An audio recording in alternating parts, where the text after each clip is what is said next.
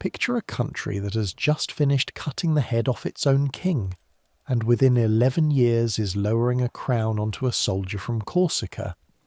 Now fill it with sugar boiled out of cattle fodder by imperial decree.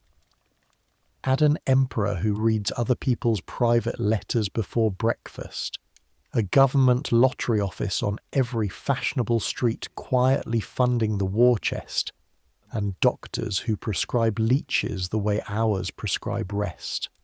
Add mothers handing newborn babies to strangers with carts, to be driven away into the countryside for 2 years, and everyone agreeing this is sensible. And in every village square, once a year, put a wooden urn full of numbered slips, and let those slips decide which of the 20-year-old boys standing around it will be allowed to grow old. That's France under Napoleon, roughly 1799 to 1815, the most modern state in Europe, and it ran on candle flame and horse muscle, a country where a message could fly from Paris to Lille in a matter of minutes, on wooden arms waving from hilltop towers, while the bread that fed Paris still walked to market on the back of a donkey. A place where you could be divorced by a polite clerk in a tricolour sash in the morning, and denounced by your own concierge by nightfall. We're going back there tonight. Not as tourists craning at the coronation, not following the cannon to Austerlitz.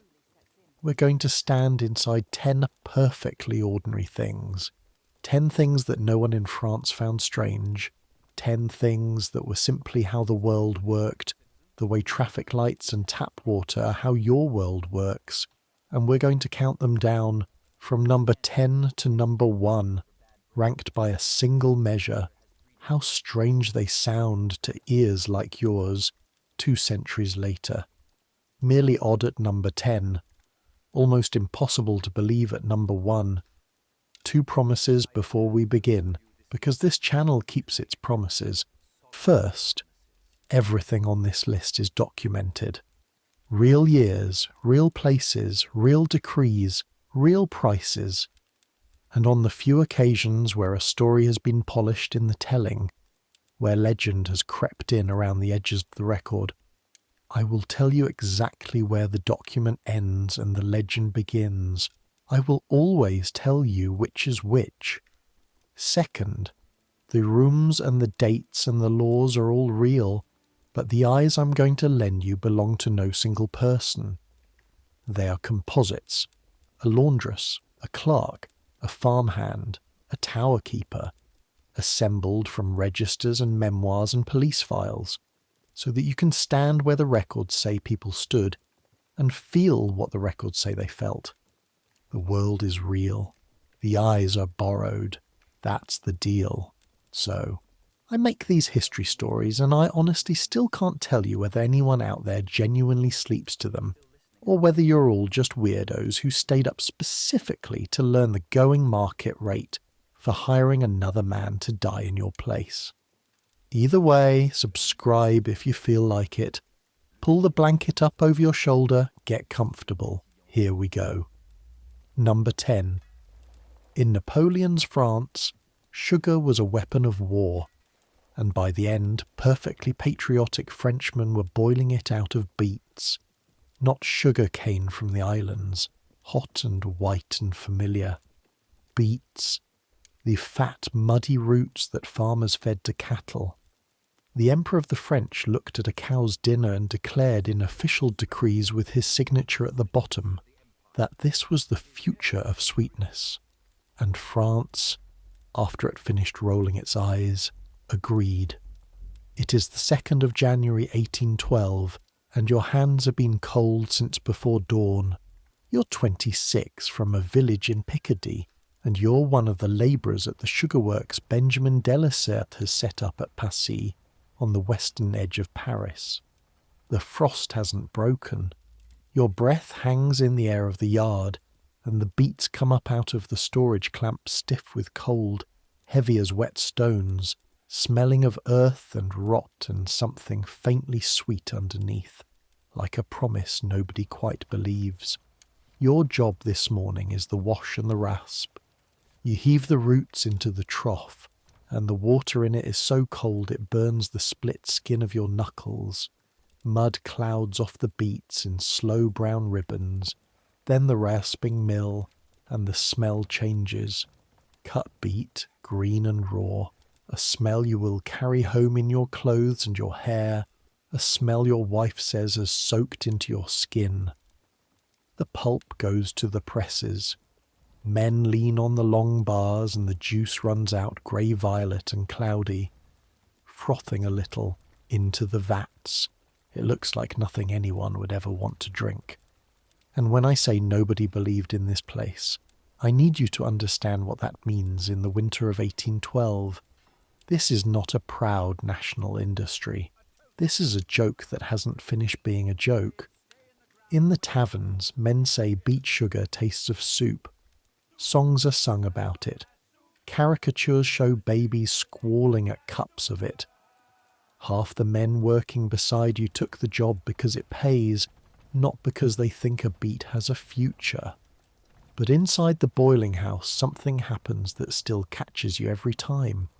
The juice is limed and skimmed and clarified, ladled from copper to copper, and the air is a wall of wet heat that thaws your hands until they ache in the opposite direction. Steam beads on the beams overhead and drips back down like indoor rain. And in the last pans the grey miracle. The syrup thickens, turns pale gold, then paler, and when it's cooled and drained and turned out, there it is, sugar, actual sugar, in hard whitish loaves, born out of frost and mud and cattle feed. The first time you saw a finished loaf you touched it with one finger, secretly, just to check it was real. You still remember that it was slightly warm. This particular morning, there's a stiffness in the place you can feel before anyone explains it. The foreman has shaved. Monsieur Delessert himself has been in since early with his engineer, moving from pan to pan. Rumour moves down the line with the beets. Someone is coming. Someone from the palace. Then, in the afternoon, the yard gates open, and the rumour turns out to be too small. It's him. Small grey coat, small hat, the face from the coins. The Emperor of the French, walking into a beetworks in Passy, at speed, as if he owns it, and in every way that matters he does. You don't stop working. Nobody dares stop working. You watch sideways, hands still moving, heart going like a drum, as he leans over the pans, asks questions in short bursts, tastes, nods. He looks at the sugar loaves the way other men look at captured flags. And here is where the record and the legend hold hands. The story, told by men who were close to these events, is that Napoleon was so delighted that he took the cross of the Legion of Honour from his own coat and pinned it on Delessert then and there, in the steam among the coppers. That's the story. It was written down by people in a position to know, and it may be exactly true, and it may have grown a little in the Polish. I'll always tell you which is which. And this one gleams just a bit too perfectly to swear to the pin and the coat. What is beyond doubt documented in the dry official record? Delessert got the cross, the works at Passy got the Emperor's blessing, and beet sugar stopped being a joke by decree. Now pull back. Because the strange part isn't the beets. The strange part is why. In November 1806, from Berlin, Napoleon had signed the decree closing the whole European continent to British trade. The British answered by ruling the sea and strangling France's colonial supply lines. And sugar, which for a century had poured into Nantes and Bordeaux from the slave islands of the Caribbean, became a hostage of the war. The price of cane sugar in Paris multiplied until a sugar loaf was something a family locked in a cupboard. Coffee went the same way. which is why half of France was now drinking roasted chicory and calling it coffee. Some of it still does, 200 years later, out of pure inherited habit. So the emperor did what the emperor did. He ordered chemistry to fix it. A German chemist, Achard, had already built the world's first beet sugar factory in Silesia back in 1802, working from an old Prussian discovery that the beet hides sugar in its flesh. Napoleon read the reports and moved like a man deploying cavalry. In March 1811 came the Great Decree: 32,000 hectares of French soil to be planted with sugar beet, 1,000,000 francs set aside for experimental schools and factories, licenses for anyone who would build. Within 2 years, hundreds of licenses had been issued across the empire. Most of the little works produced barely a few tons, many failed, some were pure paper. It didn't matter. The machine had been set running. Yeah, sugar by government decree. That's normal now. Nobody in 1812 finds it strange that sweetness is a matter of state, that the emperor personally inspects syrup, that farmers are ordered what to plant the way soldiers are ordered where to march. The blockade has made groceries into geopolitics, and every housewife stretching her chicory knows it. And here's the ending nobody in that steaming, boiling house could have guessed. When the empire fell and the sea lanes opened, cane came flooding back cheap and white, and the beetworks died by the dozen. But not all of them. The roots had gone in too deep. The industry crawled through the 1820s, stood up, and grew. Today, roughly 1 spoonful in 5 of all the sugar eaten on this planet comes from beets, and the country you're standing in is one of the great beet sugar producers of the world. The sweetness in your kitchen, tonight, 2 centuries later, is partly the ghost of a naval blockade. The strangest thing about the strange things in this list is how many of them never really left. That was number 10. The gentle end of the scale. It gets stranger from here. Number 9.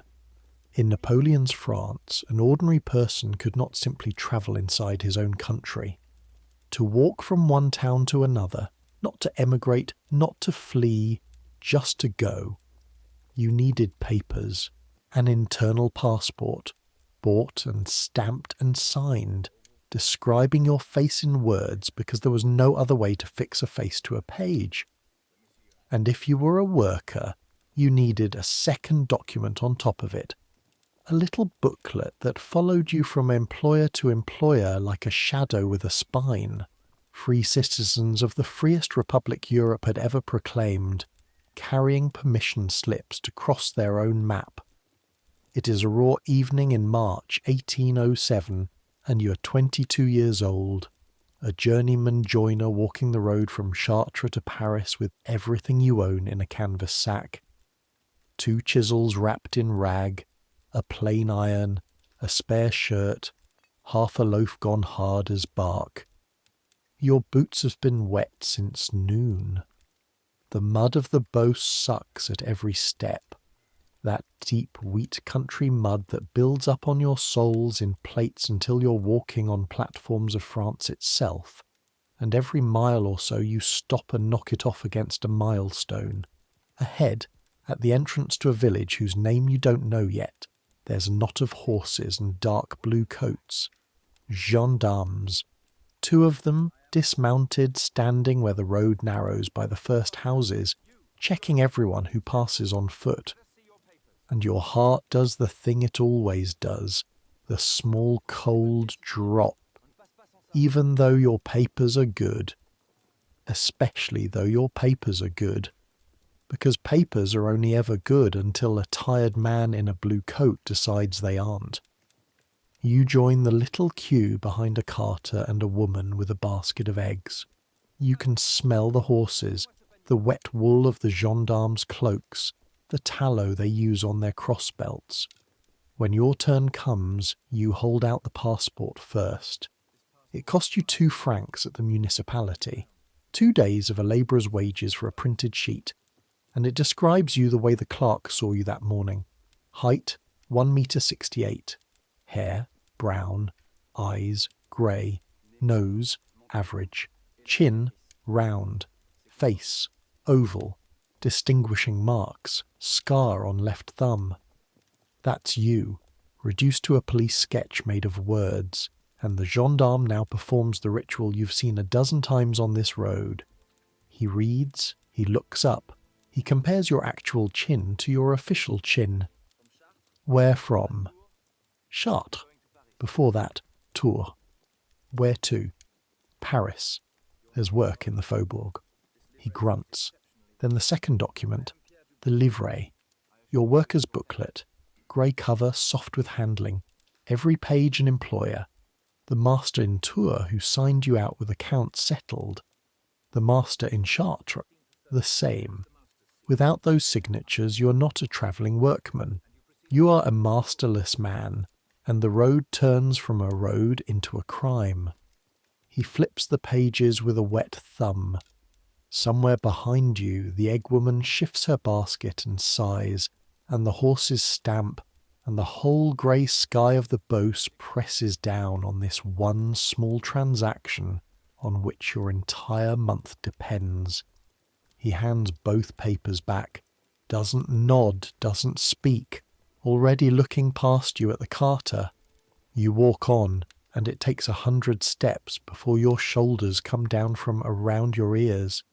Here's what you know, walking those 100 steps, and what every workman in France knows. If those papers had been wrong, expired, unstamped, or simply lost in a river crossing, the law has a word ready for you: vagabond. And when I say vagabond, I need you to understand what that means in 1807. It doesn't mean a colourful wanderer. It means a category of arrest. It means being marched to the next town at the tail of a horse, held with the beggars in a depot, questioned about why a man with 2 chisels and a plane iron has no right to exist on the road he was born next to. Vagrancy isn't what you're doing, it's what you are, the moment the paper fails. Now step back, because the strangeness here has a bitter twist in it. This is the country that in 1791 wrote freedom of movement into its revolutionary constitution and abolished passports as tyranny, and then within a year brought them back, because war came and fear came with it, and fear always asks to see your papers. The revolution reinvented the internal passport it had just buried. Napoleon didn't invent the system either. He did what he did with everything the old regime and the revolution left lying around. He tightened it, standardized it, made it work. In April 1803, a law of the consulate resurrected the old workers' livret and made it compulsory. No employer could legally hire a workman who couldn't show one, and no workman could leave without his master signing him off, debts settled. If you owed your master money, he could write the debt into the booklet, and it followed you to the next town like a hand on your collar. Yeah, that's normal. Everyone you know carries something. The peddler has his license, the innkeeper his register, because your name gets written down every night you sleep away from home, in a book the police can read. Married women travel on papers that lean on a husband's permission. The whole country moves constantly, enormously, armies, grain, wool, journeymen on their tour of France, and every mile of that movement leaves ink somewhere. Nobody at your level finds it strange, because nobody at your level has ever seen anything else. The road has always had eyes. The zoom out, the documented arc, the internal passport system creaked on through the whole century in weakening forms, but the livret, the worker's shadow book, outlived Napoleon by 75 years. It wasn't finally abolished until 1890. Great-grandchildren of that joiner on the Chartres road were still carrying employer-signed booklets while the Eiffel Tower was already standing, and the deep habit, the state's calm assumption that an honest person is a person whose papers are in order, never really died at all. You felt its descendants in your own pocket. The road is free now. The eyes stayed. Number 8. In Napoleon's France, the state ran a numbers game. Not tolerated one, ran one. The government of the empire owned and operated a lottery, with offices in the smartest streets of Paris and drawings in 5 cities, and the money that ordinary people lost betting on numbers flowed straight into the treasury that paid for the wars. The same state that policed your papers and read your letters would also, quite cheerfully, take your last sou on a dream, and it employed clerks, printers, and a blindfolded orphan child to do it. It is a Tuesday in October 1810, and you are 34 years old, a laundress from the Faubourg Saint-Antoine, and your hands never fully dry anymore. They're cracked across the knuckles from lye and cold rinse water, and they sting tonight where you've scrubbed them, because tonight you're not working. Tonight is a drawing night, and you have 3 numbers riding on the wheel: 7, 22, 64. You chose them the way everyone chooses them. 7 for the 7th of the month, the day your mother died. 22 because you dreamed of a wedding, and the dream book the letter writer on your street keeps under his table, a greasy little volume that translates dreams into lottery numbers, says a wedding means 22, and 64 because 64 is how old your mother would be this year, and it felt like she'd want to be included.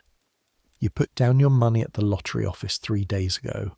A small bet on the Tiern, the 3-number play, and a few sous on a single number besides, because the woman at the next washboard says you should always keep 1 foot on the ground. And when I say lottery office, don't picture something furtive.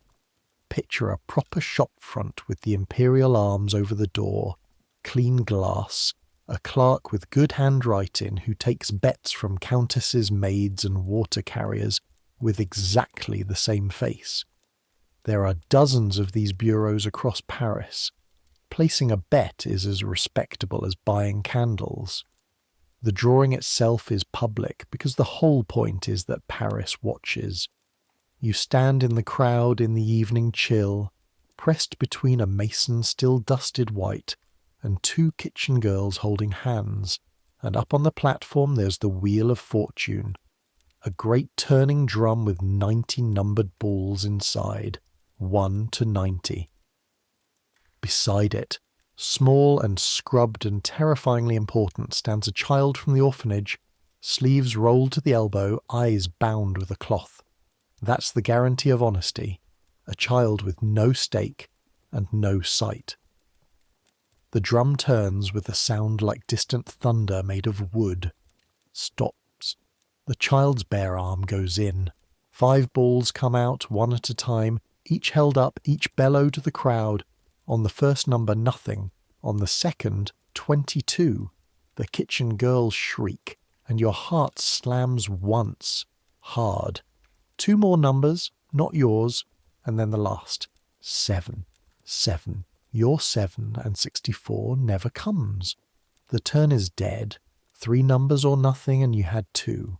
But that little side bet, the single number, the 1 foot on the ground, 7 pays. 15 times your stake. It's not a fortune. It's 2 days' wages coined out of the night air. You laugh out loud. Once, alone in the crowd, and the mason grins at you without knowing why, and somewhere behind your ribs your mother says, "Told you so." Walking home through the dark with the coins knotted into your apron string, you already know you'll play again next drawing. Everyone knows the lottery is a tax on hope. Everyone plays anyway. Hope is the one thing the Faubourg has never once run short of. Now pull back and look at the machine you just fed. The French Royal Lottery was born in 1776 under the old kings, and it was suppressed in 1793 by the Revolution as immoral. The Republic of Virtue would not pick its citizens' pockets with dreams. That resolution lasted exactly as long as the treasury did. In 1797, broken desperate, the Directory brought the lottery back, and Napoleon inherited it and kept it running like everything else that produced revenue. And under the Empire it became the imperial lottery, with drawings in Paris and in provincial capitals, feeding millions of francs a year into the state as reliably as any tax. A line item of dreams in the budget of a war machine. And the arithmetic, the cold documented arithmetic, is this. The true odds of hitting a turn, your 3 numbers among the 5 drawn from 90, are worse than 11,000 to 1. The lottery paid a winning turn 5,500 to 1. That gap, that daylight between the real odds and the paid odds, was the state's margin, and it never closed, and it never had to hide because it was printed. The clerks would show you the payout table. France looked at it and played anyway, by the hundreds of thousands, so by so, drawing after drawing, dream book by dream book. Yeah, that's normal. The Emperor's Mint on one street, the Emperor's numbers game on the next. Nobody at your level finds it strange that the same government arresting card sharps in the Palais Royal is banking the wheel of fortune 2 streets away. The lottery is respectable precisely because the state runs it, the way a thing becomes respectable when it wears the right uniform. The coda, dated and documented, the French state lottery ground on past Napoleon, past 2 more kings, until 1836, when France finally shut it down as a public harm. For a century, give or take, the French state got out of the dream business. And then, in the 20th century, like the beet sugar, like the papers, it came back and it never left again. There is a state lottery in France tonight. There's probably one where you live. The blindfolded orphan has been replaced by a machine with bouncing, lit-up balls. And the dream books have become lucky birthdays. And the margin, the daylight between the true odds and the paid odds, is still exactly where it always was. Some things don't change. The wheel doesn't change. Number 7. In Napoleon's France, a world of tallow candles and horse-drawn everything, a message could travel from Paris to Lille, more than 200 kilometres, in a matter of minutes, not by some freak of nature, by network. A chain of towers marching across the hilltops of France, each one topped with great jointed wooden arms, each tower watching its neighbours through telescopes and copying their signals, hilltop to hilltop, horizon to horizon, at the speed of sight. France had a telegraph a full generation before the electric one existed. The strange part isn't that it worked. The strange part is that to Frenchmen of 1809, it was just there. Part of the skyline, like church spires. The future standing on hills. And everyone had stopped looking up. It is a February dawn in 1809, and you're 41 years old, a tower keeper on the northern line out of Paris, and the cold in your station is the kind that gets into the hinges of you. You were a soldier once. A musket ball in Italy left you with a knee that predicts rain better than any almanac, and this post, half wage, half pension, is what the Republic's Telegraph Administration gives to steady men who can read a signal and keep their mouths shut. You live in the squat stone base of the tower with a stove, a logbook, a regulation clock, and 2 brass telescopes mounted at opposite windows, one looking south toward Paris, one looking north toward the next station on the line. The first hour of every day is the same. You climb to the mechanism and your hands find the cranks and cords without asking your eyes. Above you, through the roof, stands the mast with its great horizontal beam, the regulator, long as a room, and the two smaller arms hinged at its ends, the indicators. Counterweights balance the whole apparatus so finely that your one good arm can throw shapes the size of a barn door against the sky. You grease the pivots. You check the cords for fray, because a snapped cord in midwinter means you are aloft in the wind with numb fingers, and a dead tower breaks the entire line. A chain that thinks at the speed of light travels on tarred rope and beechwood pulleys. You test each arm through its positions, and overhead the machine creaks and knocks and swings, wood on wood like a ship talking in its sleep. Then you sit at the southern telescope, and you wait for Paris to speak. And when I say you read the signals, I need you to understand the strangest part. You don't understand them. Not a word. The arms can form nearly 100 distinct shapes, and the shapes come in pairs, and the pairs point to entries in secret vocabulary books, thousands of words and phrases, and those books you have never seen and never will. Only the directors at the ends of the line hold them. You are a man who passes messages for a living, and is forbidden to know what they say. You copy shapes. That's the whole job, and the wisdom of it is obvious even to you. What a keeper doesn't know, a keeper can't sell. A little after 9 the southern tower stirs. Through the lens, small and sharp against the white sky, its arms swing up into the first shape. Your pulse still quickens at it, after all these years. You call the shape aloud to yourself, log it, and work your cranks. Overhead your own arms crash into position, echoing the message northward before your ink is dry. Shape after shape after shape. Somewhere behind you, the next keeper is already repeating you, and behind him the next, the signal running up the line like a shiver up a spine. On a clear day, a signal can pass from Paris to Lille in minutes, even a longish dispatch, in not much more than an hour. In 1809, the fastest courier on the fastest horse takes the better part of 2 days. What did you pass this morning? You'll never know. Orders for a garrison, grain prices, a denunciation, word of a battle in Spain. The Emperor's machine doesn't explain itself to its own fingers. At noon the fog comes down the way it does, and the line goes blind, and you sit by the stove rubbing your knee and listening to the arms knock softly in the wind above you, because that's the system's one master, weather. No signals pass at night, none pass in fog. The most modern communication network on Earth still keeps peasants' hours. Now pull back, because the dates on this are worth saying slowly.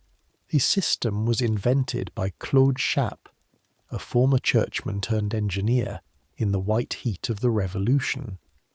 The first line, Paris to Lille, 15 stations across 230 kilometres, went live in 1794. And its first famous message in August of that year was news of a victory. The town of Condé, retaken from the enemy, announced in Paris within the hour. The convention understood instantly what it had. So did every government after it. Under Napoleon the lines multiplied. East toward Strasbourg, west toward Brest, over the Alps toward Milan, north into the Low Countries. Thousands of kilometres of optical nerve, hundreds of towers, each with its keeper and stove and logbook and its 2 telescopes, binding the empire together at the speed of sight.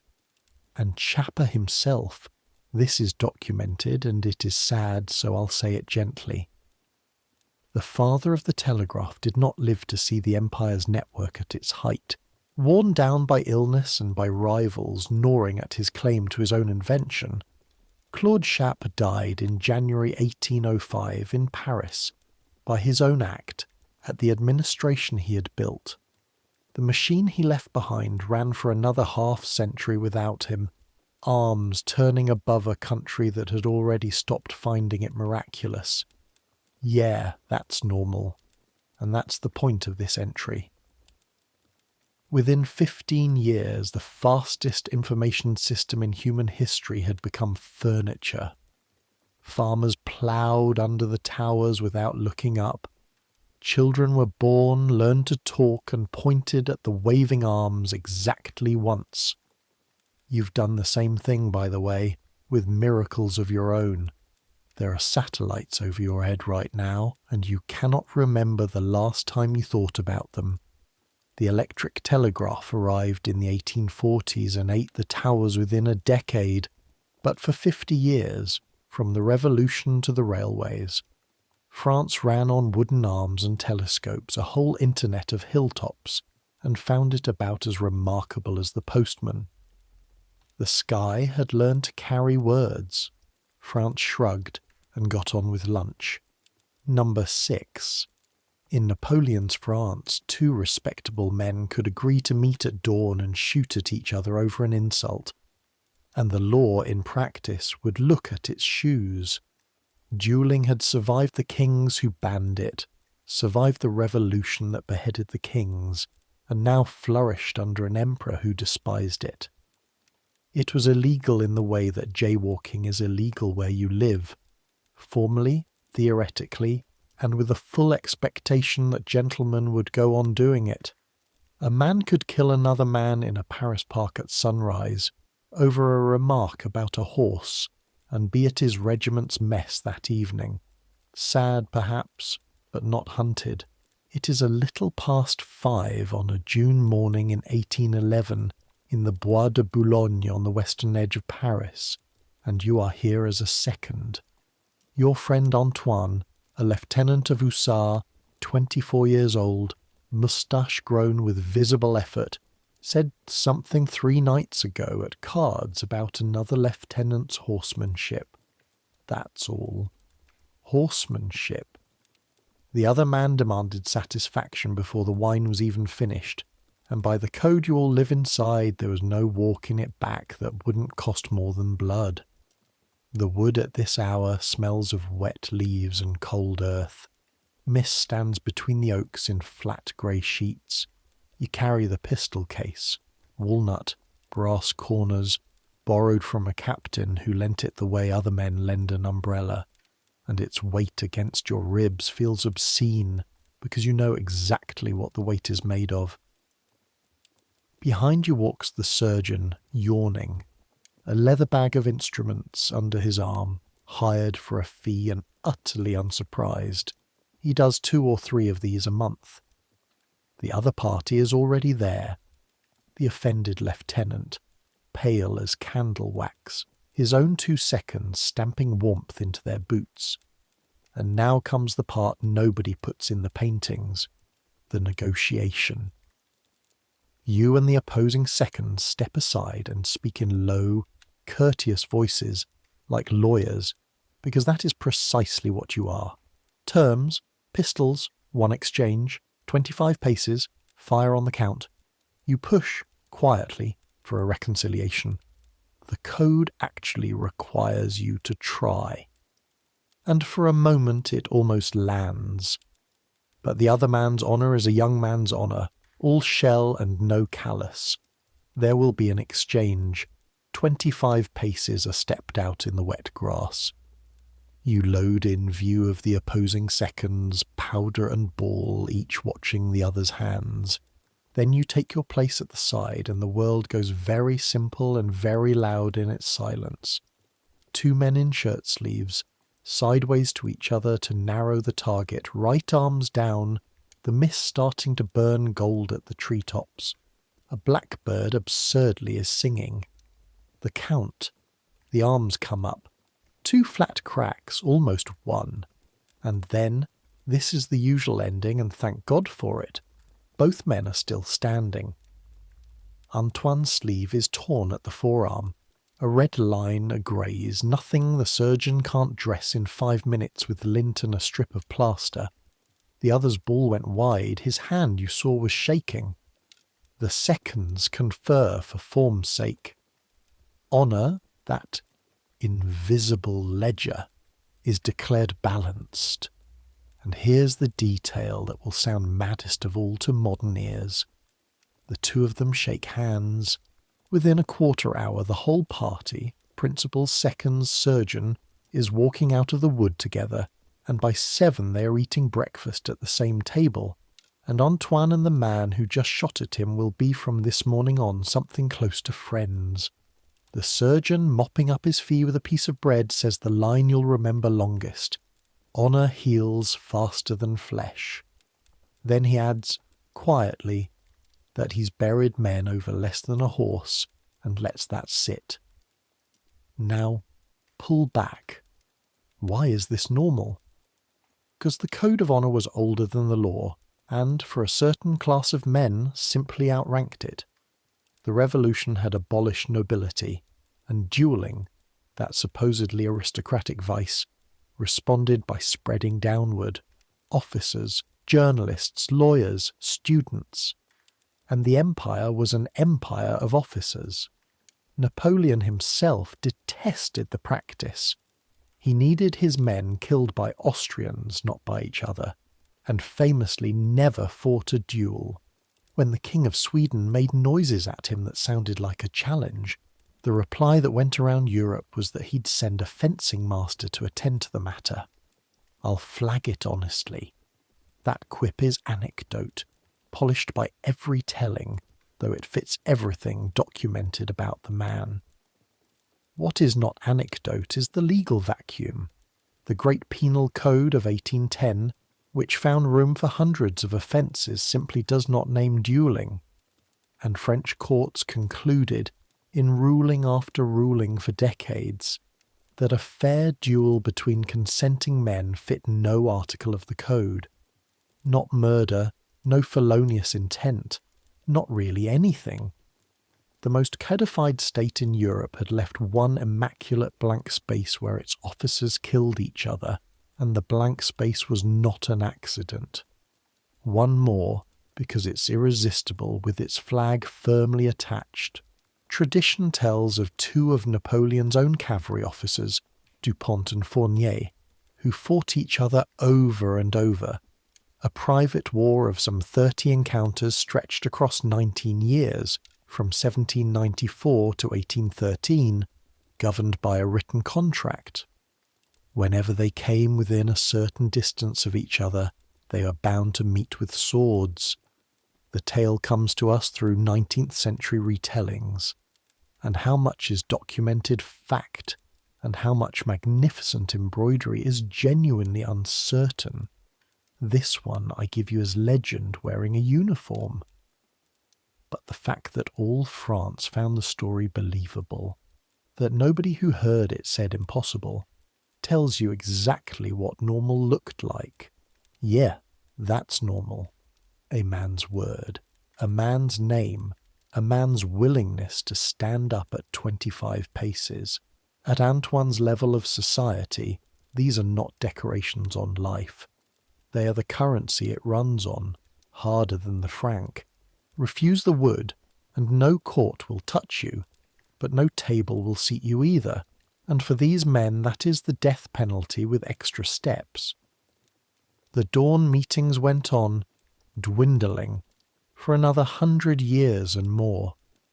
The last French duels were fought within living memory of people alive today, with the swords blunted by then into something closer to fencing with consequences. The pistols went quiet. The ledger of honour moved into courtrooms and newspapers, and eventually into little glowing screens where strangers now demand satisfaction of each other every single night, at no personal risk whatsoever. Antoine would have found that strangest of all. Number 5. In Napoleon's France, ordinary people could get divorced. Read that again, slowly, with 18th century eyes. In a Europe where marriage was a sacrament, a cage, and a land deal all at once, where an unhappy wife's options were the convent, the graveyard, or patience, France threw open a door in 1792, that no major state had ever opened. Full legal divorce for men and for women, including divorce for nothing more than incompatibility. And for a window of 24 years before the door slammed shut again, being divorced in France was not a scandal. It was a Tuesday. It is a warm morning in June 1802, and you're in the mairie of a Paris arrondissement, standing witness for your sister. Jean is 29, a fruit seller with a pitch near the market, forearms hard from hauling baskets. And for 8 years she's been married to a man who drinks his stock money and comes home with fists.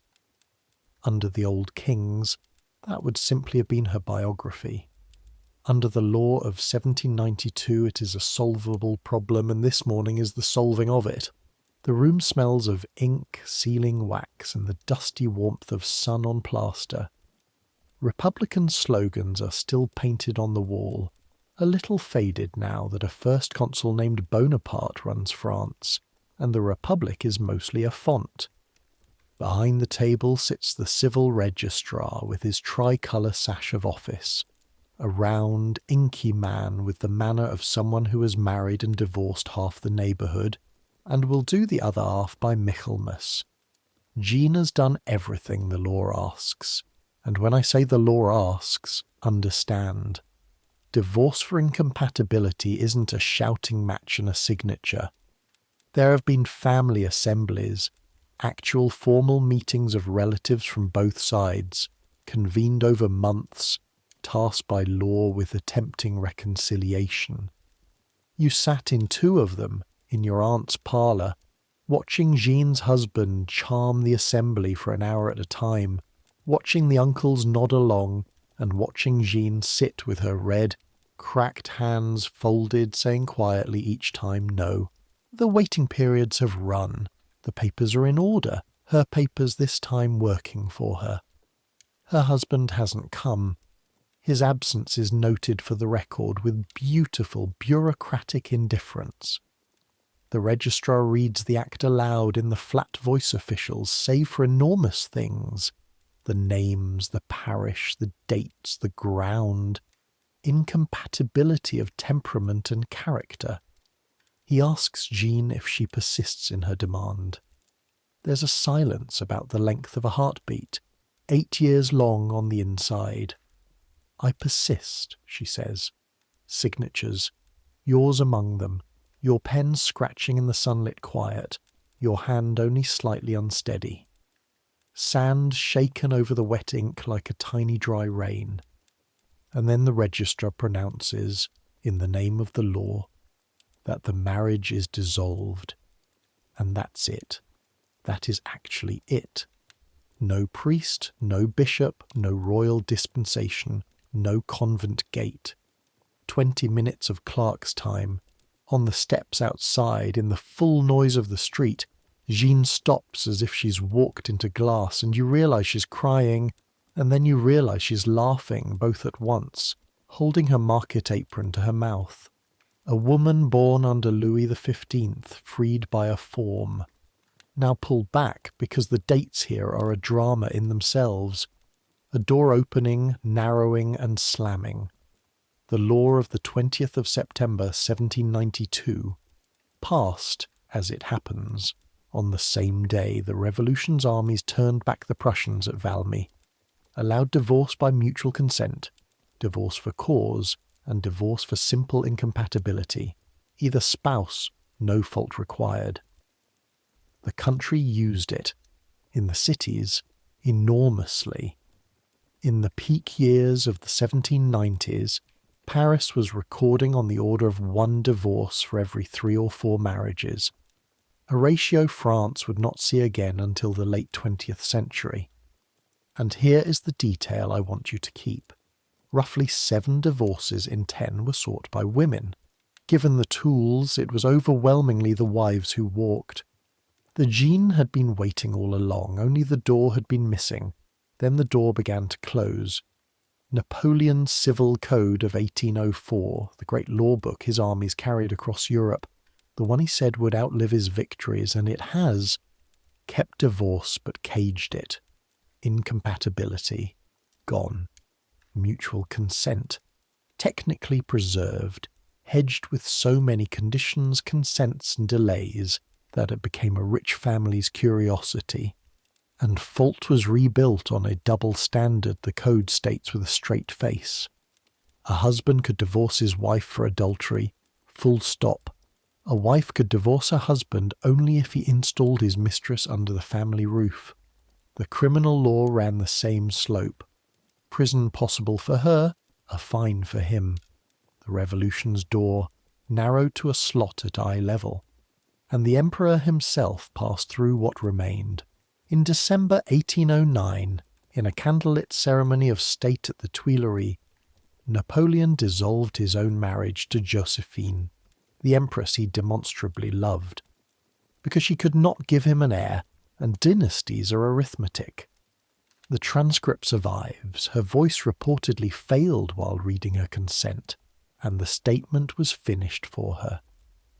Whatever else that evening was, it was legal, orderly, and French. Even the emperor's heartbreak came with paperwork. Yeah, for one strange generation that's normal. Your baker is divorced. Your landlady is divorced. Nobody at Jean's level finds a divorced woman remarkable, because the registers are full of them. Then 1816. The kings come back, the church at their elbow, and one of the first acts of the Restoration, the 8th of May, 1816, abolishes divorce outright, not restricts, abolishes. Every Jean in France loses the door entirely, and the couples already queued lose it mid-stride. And France stays that way for 68 years. 2 entire generations born, married, and buried with no exit. Until 1884, when the Third Republic finally reopens what 1792 had opened first. 24 years when France could divorce, 68 when it couldn't. That's the shape of the strange thing at number 5. Not that the door existed, but that a country opened it, filled the registers with freed names, and then watched it shut, and called both conditions, in their turn, perfectly normal. Normal is just whatever nobody questions yet. Keep that sentence. We'll need it again before morning. Number 4. In Napoleon's France, the emperor read your mail, not as a figure of speech, not as a paranoid rumour, as a working government department. Inside the General Post Office in Paris operated a room that official France pretended did not exist, where trusted clerks steamed open private correspondence, copied the interesting parts, resealed the letters with counterfeit seals, and sent them onward to their addressees, unknowing. The summaries went up in locked portfolios to the man at the top. It had a name everyone knew and no one said in public: the Cabinet Noir, the Black Chamber. And the deepest strangeness isn't that it existed. It's that all of France assumed it existed, wrote accordingly, and treated it like weather.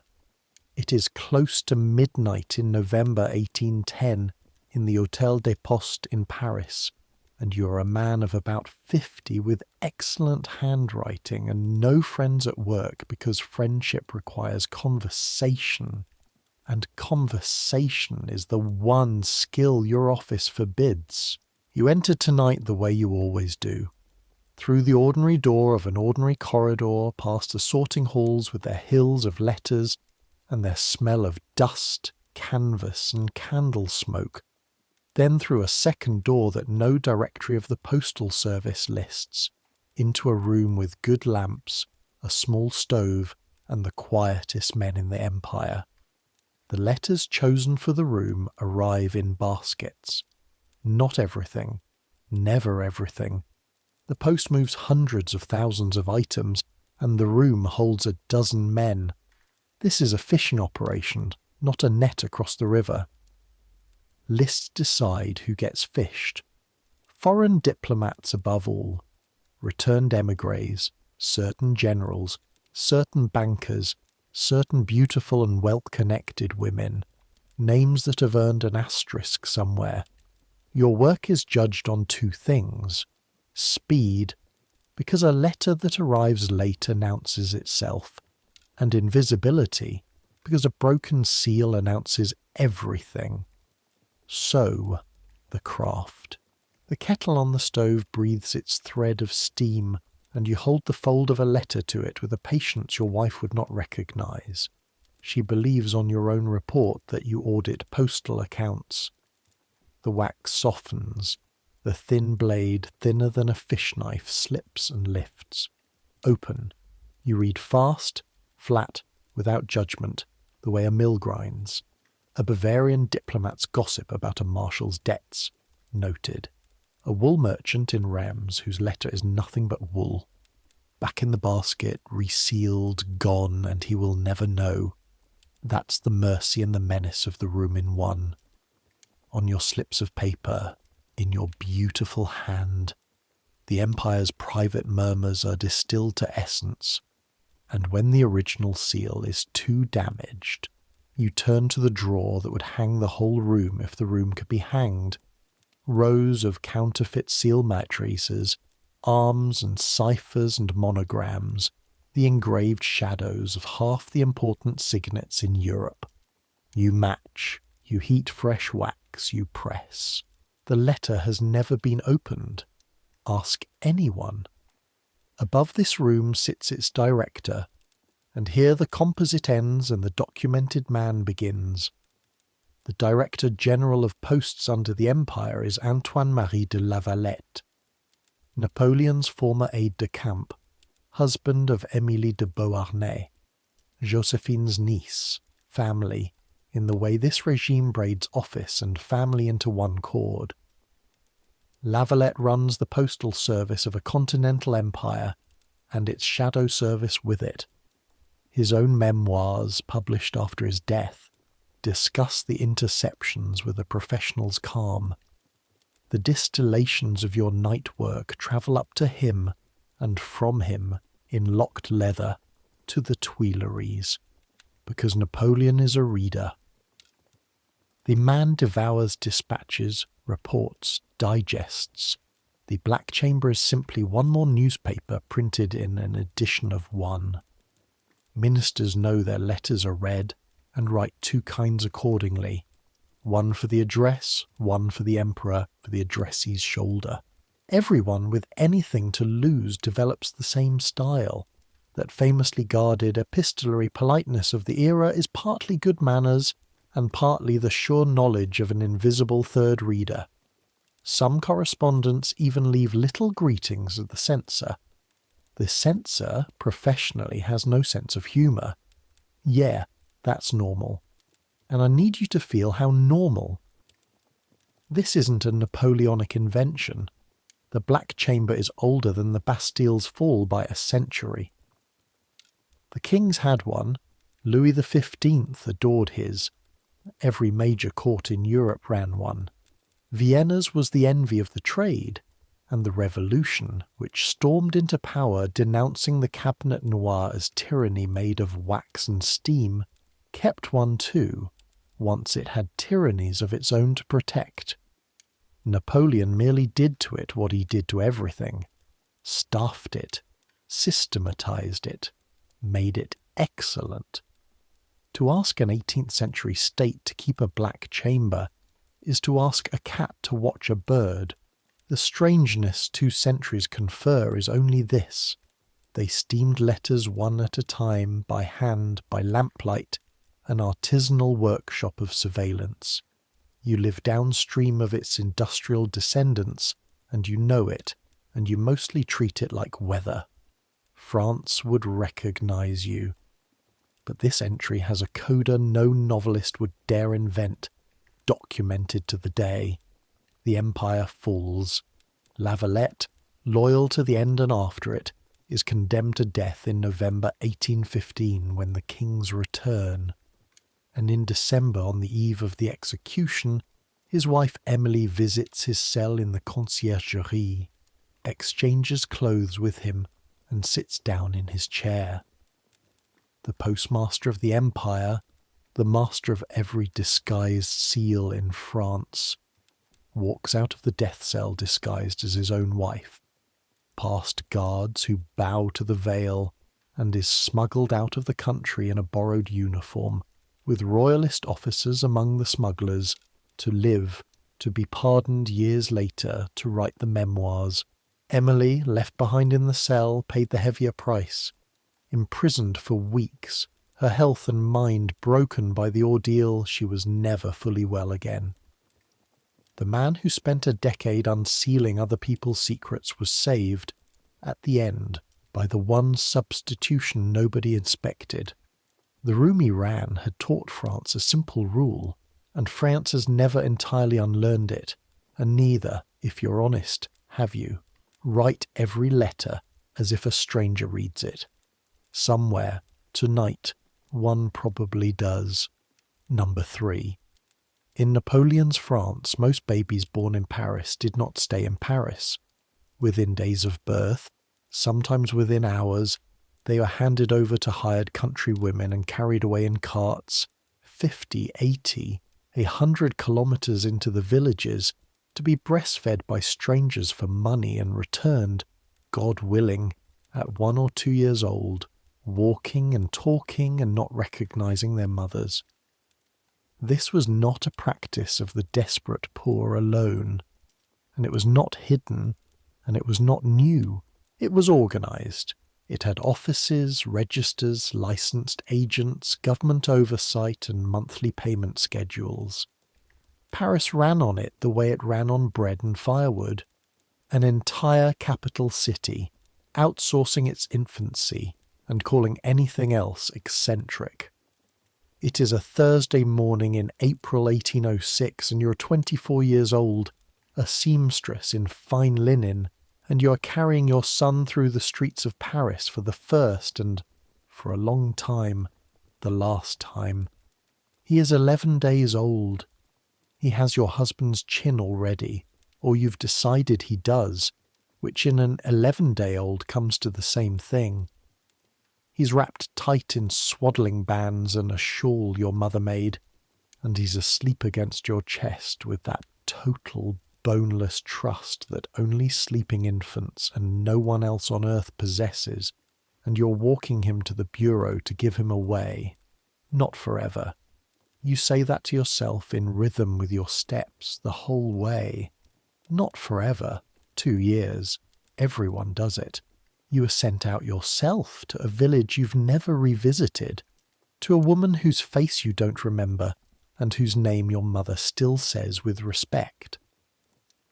The wet nurse bureau occupies its rooms near the Porte Saint-Denis, and this morning, like every morning, it smells of milk, wool, ink, and infants. That warm animal sweetness with the sharp note underneath, multiplied by 40. The benches along the walls are full. On one side, the mothers of Paris, a shopkeeper's wife with lace at her wrists, 2 working women like you, a printer's wife jiggling a screamer, all holding their bundles with the same ferocious carefulness. On the other side, the nurses up from the country, broad-handed women in white caps and heavy skirts, most with the deep tan of field work, sitting with the patience of people who have made this trip before. Between the 2 rows moves the machinery. Clerks with ledgers, the bureau's inspecting matron, and the meneurs, the carriers, the men with the carts, who will drive the babies out to the villages in padded baskets, several at a time, like very precious market produce moving in the wrong direction. And when I say this is regulated, I need you to understand it's more regulated than most things in your life. The Bureau has existed under Royal Charter since 1769. The police oversee it now.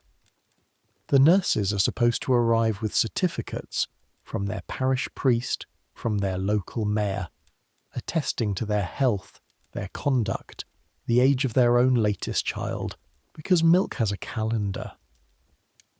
The matron inspects them. The clerks record everything. Names, villages, dates. the number of the swaddled bundle, because yes, the babies are numbered, a lead tag on a cord, and you will spend 2 years loving a number at a distance. Your turn comes.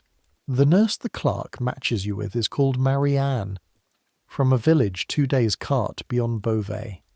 Up close she smells of wool and faintly of sour milk, and her hands when she takes your son. And there it is, the moment, his weight leaving your arms, the cold place on your chest where he was. Her hands are sure and easy in a way yours aren't yet. 8 of her own, she says, seeing your face, buried 2, raised 6, and nursed 11. Paris babies besides, all returned. She says the number, the way a mason says how many houses he's built, and you cling to it exactly the way it's offered. The terms are the terms, a fee to the bureau, and then monthly money to Marie-Anne, close to 1/3 of what you earn. You'll send it through the bureau, and twice a year maybe a letter will come back, written by her village priest because Marie-Anne doesn't write. The child thrives, the child has teeth, the child walks. 3 sentences, 6 months apart. That's the window you'll have on your son's entire infancy. Here is the question your sentry will ask, so let's answer it now. Standing in the milk-smelling room while the clerk sands the ink dry on your entry. Why? Why does a mother who plainly loves her son to the point of physical pain hand him to a cart? Because your work is your family's bread, and your work is your hands 10 hours a day, and fine linen doesn't sew itself around a nursing schedule. Because a live-in nurse costs more than you earn. That arrangement is for the lace at the wrist side of the bench. Because your 2 rooms hold 4 people, and your trade already. Because everyone, your mother, your neighbours, the church, the police who license the bureau, agrees this is what a responsible artisan family does, and has agreed for 100 years. There's even a comfortable proverb about country air. The whole city is upholstered in that proverb, and the scale, the documented scale, is the strangest part. A generation before this morning, the police chief of Paris, Lenoir, set down figures that have echoed in histories ever since. Of the roughly 21,000 babies born in Paris in a year, scarcely 1,000 were nursed by their own mothers. 1,000 more had a live-in nurses. All the rest, 19 in every 20 Parisian newborns, went out to the countryside in the carts. By this April morning in 1806 the proportions have softened a little, but the system is intact. The benches are full and the carts still roll. No other city in Europe did this on anything like Paris's scale. 19 in 20. Say it to yourself once more, and then remember that every single person you've met in this story so far, the beatworks labourer, the joiner, the laundress, the lieutenant, the registrar, Jean, statistically almost all of them began life this way. In a basket, on a cart, going away from Paris. Now the dark seam, because this channel tells you the truth and tells you where it's soft. The registers of the era are blunt. Babies sent to distant nurses died much more often than babies kept at the breast at home. How much more often varied wildly with the district, the road, the year, the nurse. In bad corners of the system it approached 1 in 2, and reformers had been shouting the numbers since before Rousseau, whose famous book in 1762 begged mothers to nurse their own, and became fashionable to quote in the very salons that sent their infants out the following week. The Meunier's cart, jolting for 2 days with its basket of numbered newborns, was itself a mortal passage in cold weather. Every mother on that bench knows a woman with an empty entry in the family Bible. They hand the bundles over anyway, because the arithmetic of rent and bread leaves what it always leaves the poor, a choice between risks dressed up as a choice. Marianne settles your son into the padded basket among 3 other tagged bundles as if into a proven nest, and gives you the one gift the morning has in it. She looks at you, not kindly exactly, but levelly, woman to woman, and says, "I'll feed him when he cries, not by the clock. You'll have him back fat." And you stand in the doorway of the bureau and watch the cart pull away into the traffic of the Rue Saint-Denis, and you do not cry until you can't see it anymore, because the bench behind you is still full of women waiting their turn, and they don't need your tears on top of their own. 2 years later, allow yourself this, the records allow it, most baskets did come back. A small solid boy in country sabots will stand in your doorway holding Marianne's skirt, and when you kneel and open your arms he will hide his face in the skirt, because you are a stranger, and the word he knows for mother belongs to a woman from a village beyond Beauvais. Everyone will tell you this passes. It does pass, mostly. Yeah, that's normal. That is the exact, documented, city-wide normal of the era, and it stayed normal for astonishingly long. The carts and bureaus and country nurses rolled on through the whole 19th century. In 1874, France finally wrapped the trade in the protective Roussel law, with its inspections and its registries, precisely because the mortality rolls had become a national scandal. And the industry only truly died in the early 20th century when the feeding bottle and the pasteurizer quietly did what a century of moralists couldn't. Somewhere in France tonight there is a woman in her 90s who was, herself, a paid nurse's charge. 2 centuries from now, some soft-voiced storyteller will describe how your era fed its infants, and someone drowsy in the dark will find it strange. Don't worry about which detail it will be. There will be one. There always is. The cart turns the corner, but the street closes behind it like water. Number 2. In Napoleon's France, the leech was medicine. Not folk medicine, not the desperate last resort of villages beyond the reach of doctors. The opposite. The leech was modern medicine, prescribed by the best trained physicians in Europe, dispensed by licensed pharmacists out of glass jars, applied by the dozen to the chests and throats and temples of everyone from conscripts to countesses. A doctor of the empire could look at a man burning with pneumonia and write, with total professional confidence, an order for 30 leeches, and the pharmacy could fill it, because behind the pharmacy stood an entire economy. Gatherers, dealers, carters, jars, ponds, prices. France was on its way to becoming the greatest leech-consuming nation in the history of the world, and no one thought it was strange. It is a September morning in 1811 in the marsh country of central France, the land of 1,000 shallow ponds, and you are 40 years old, a leech gatherer, and you are standing thigh-deep in brown water, being eaten alive on purpose. That is the job. That is the entire job.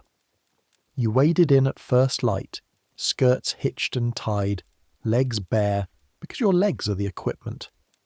The pond at dawn is cold enough to make your breath catch, the mud floor sucking softly at each step. Bubbles of marsh gas coming up around your knees with the smell like eggs gone wrong, and you stir the water slowly, deliberately.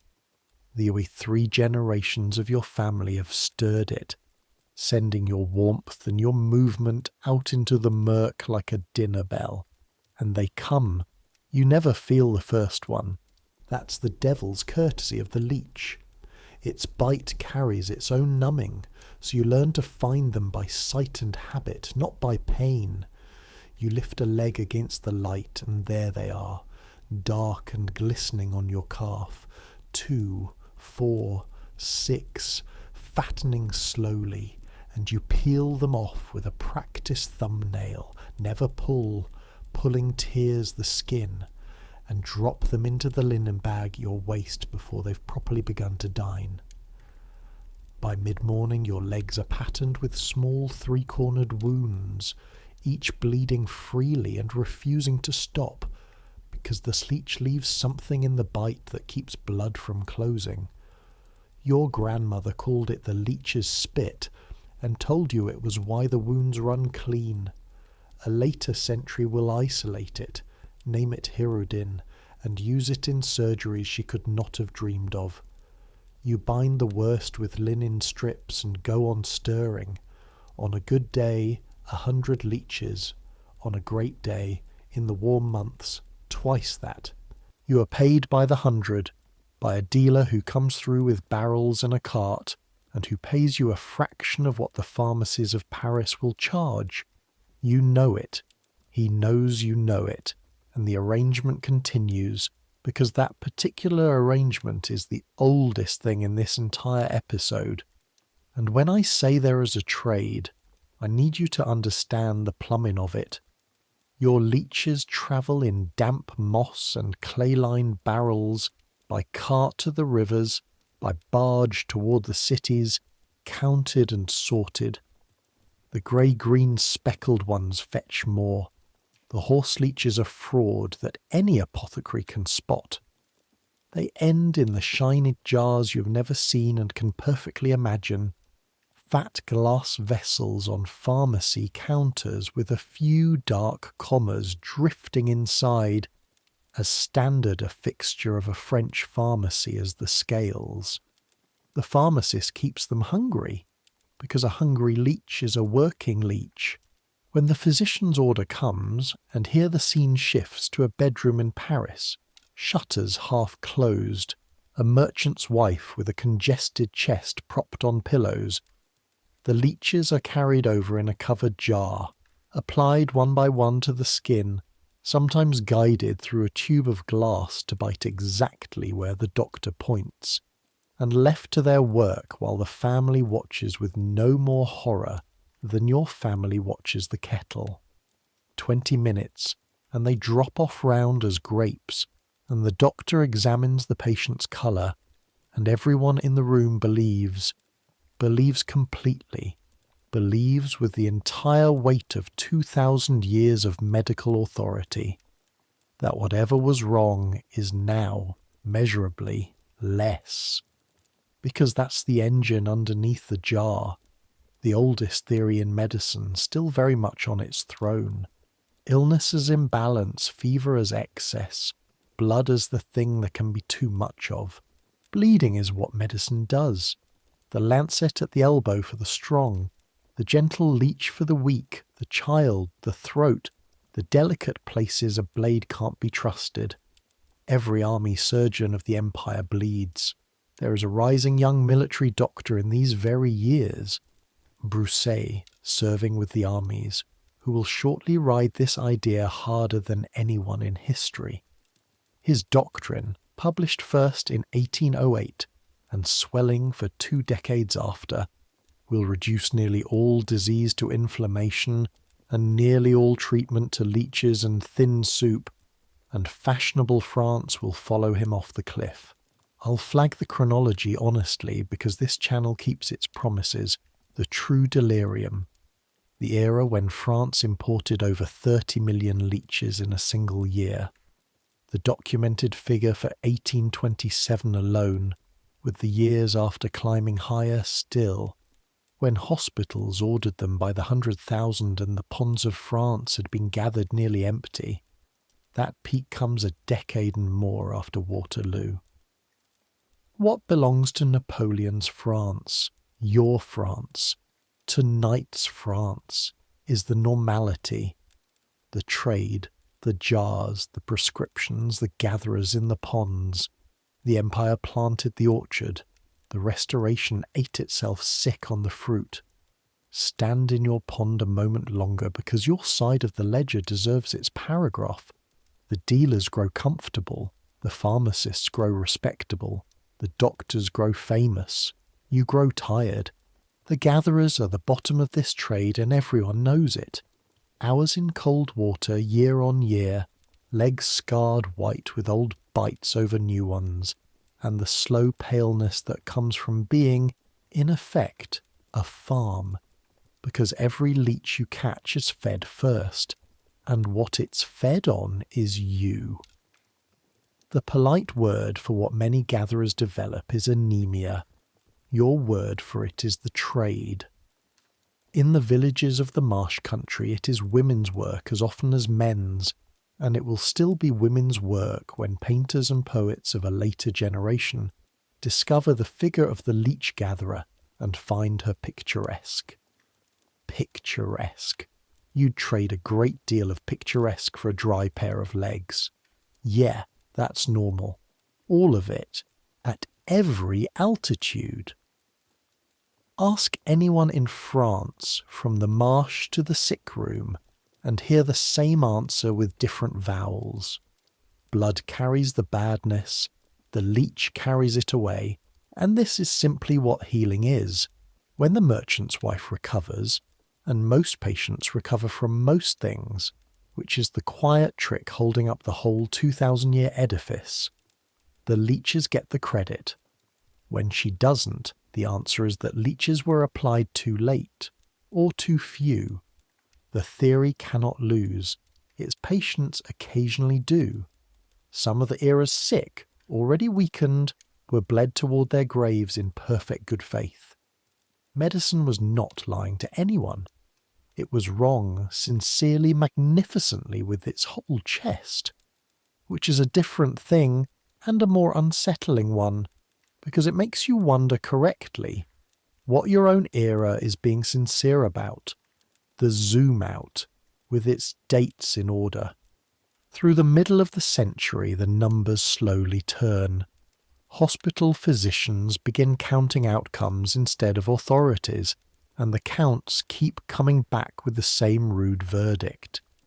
The bled do no better than the unbled, and often worse. The doctrine sags, the fashion passes. Bruce's empire of inflammation crumbles faster than Napoleon's did, and by the time your gatherer's granddaughters are grown, the jar on the pharmacy counter has become a curiosity, then a joke, then an antique, and then, because this list keeps rhyming and I've stopped apologizing for it, the leech comes back.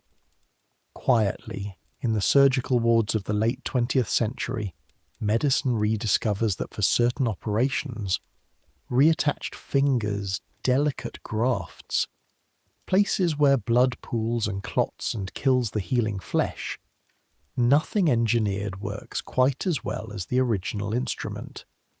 In 2004, the American medical authorities formally cleared the medicinal leech as a therapeutic device. There are leech farms operating tonight, supplying hospitals on 2 continents, and somewhere in a modern surgical ward under excellent electric light, a nurse is doing with gloved hands exactly what a Parisian doctor's assistant did in 1811. 200 years of progress, and the leech outlasted the argument about it. Your grandmother's pond was right about one thing all along. The little horror in the linen bag really did carry something precious in its spit. France just spent a century billing it for the wrong miracle. The water stills, the bag at your waist stirs faintly, like a purse counting itself. One more item to go, and it's the one that was never going to be anything else. Number 1. In Napoleon's France, once a year, in every canton of the country, the 20-year-old men stood in a square, while numbers were drawn from an urn to decide which of them would be taken for the army, and a young man with a bad number could legally pay another human being to go in his place, to march in his place, serve in his place, and, if it came to that, die in his place. This was not a black market. It was written law, done before notaries, with contracts and prices, and the prices were known in every village the way grain prices were known. Life itself had a market rate, posted annually, and all of France could quote it. Everything else on tonight's list, your century has at least half kept, The papers, the lottery, the surveillance, the state and its sugar. This one it has not kept and cannot look at steadily. That's why it's number one.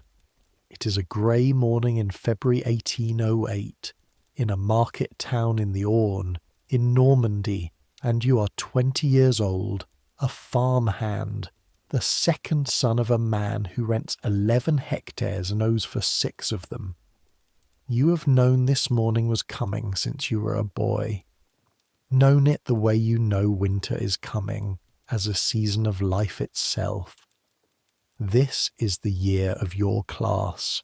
Every male in the canton born the same year as you is standing in this square right now, perhaps 80 of you, in your church clothes, in the cold, breath rising in one collective cloud, and on the steps of the Mary stands a table, and on the table, draped in cloth, sits the urn. The square smells of wood smoke, wet wool, and horse dung, and underneath all of it, that morning sour smell of young men who couldn't eat breakfast. The gendarmes are posted at the corners, not ceremonially. Everyone understands what they're for and who they'd chase. The sous-préfet has come from the prefecture with his lists. Mothers stand along the house fronts in their dark shawls, and they are not talking, and their silence is the loudest thing in the square. Your own mother is there. You made her promise not to stand at the front. She promised and is standing at the front. The mechanics are brutally simple, which is its own kind of mercy. In the urn are numbered slips, 1 per man. The lists from Paris say how many soldiers this canton owes the emperor this year. The low numbers go, the high numbers stay. A clerk calls the roll alphabetically, and one by one each man climbs the 2 steps, puts his bare hand into the urn, and pulls out the rest of his life. And when I say you watch, I need you to understand what watching is this particular morning.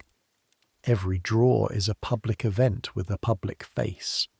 The baker's son draws 71, safe, and the square releases a small sigh, and someone claps him on the back, and his mother turns her face to the wall of the house for a moment, in full view of everyone, because relief this size can't be worn publicly, and she knows it and does it anyway. The next boy draws 9. 9. And the square does the other thing, the terrible soft thing, a settling, a shuffle, a space opening around him and his family as if bad numbers were catching. He holds the slip and looks at it the way you'd look at a wound before it starts to hurt. Your name begins with the letter deep in the alphabet, so you stand for over an hour watching other men's mornings resolve, and here is the truth the memoirs of this era all agree on.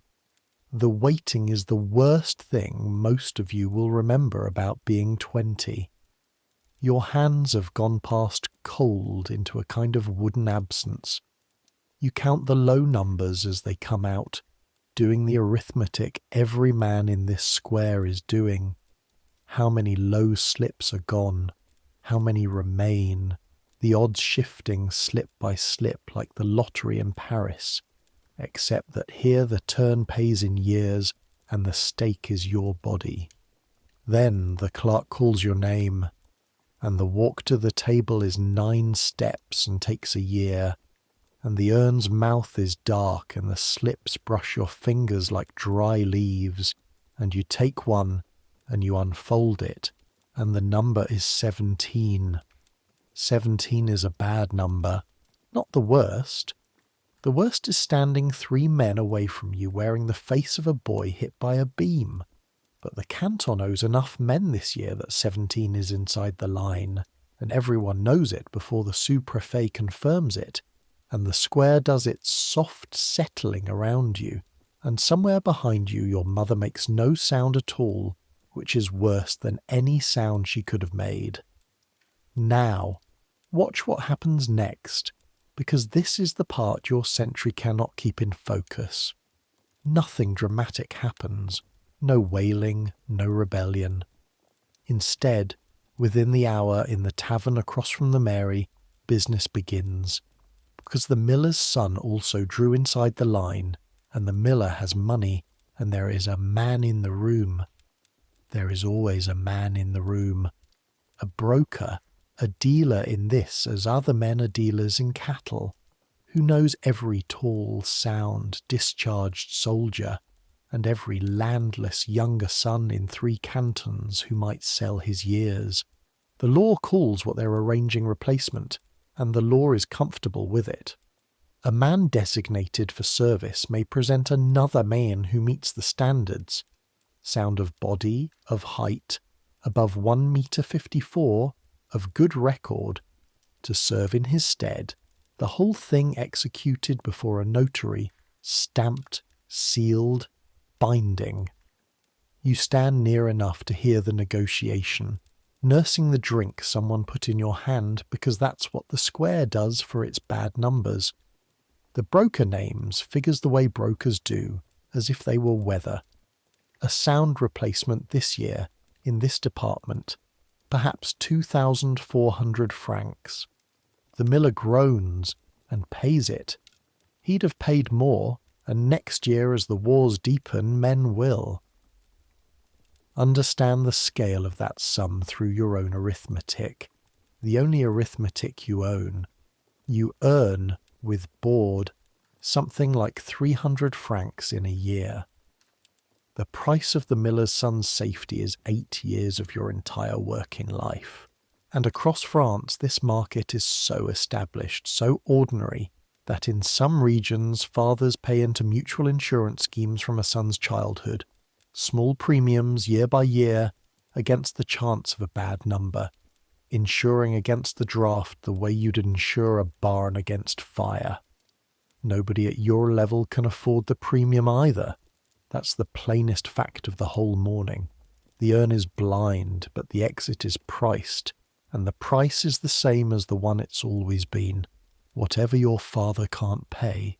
For a boy like you, there are, in theory, other doors, and every one of them is worse.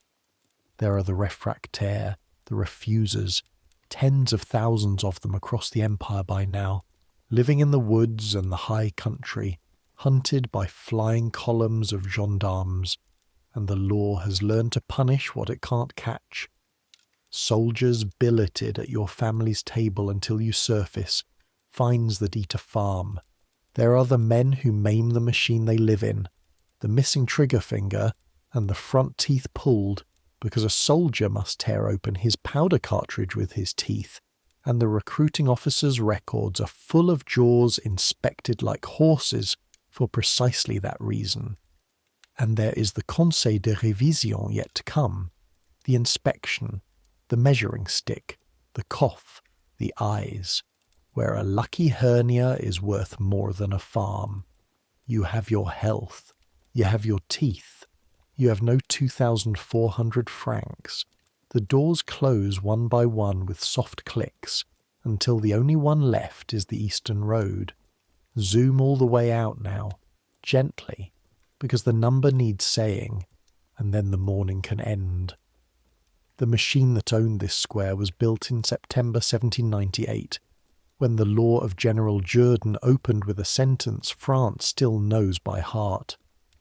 Every Frenchman is a soldier, and owes himself to the defence of the fatherland.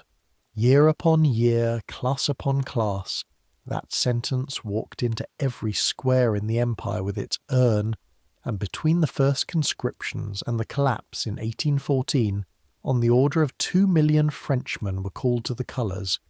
From a nation of 30 million, a tithe of its young men, drawn 20 slips at a time in market towns exactly like this one.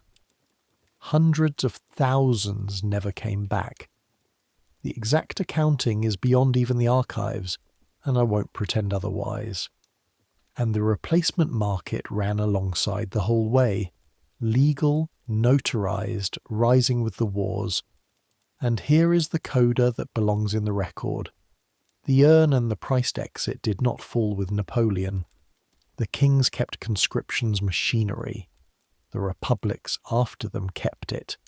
French families were still buying replacements into the 1870s, when the practice was finally abolished on the principle its critics had shouted from the start, that the blood tax should not have a rich man's discount. It took France most of a century to decide that sentence was true. But that's the far future, and you are still in the square, and it's evening now. Your father has said the things fathers say, which is nothing, twice, with his hand on your shoulder both times.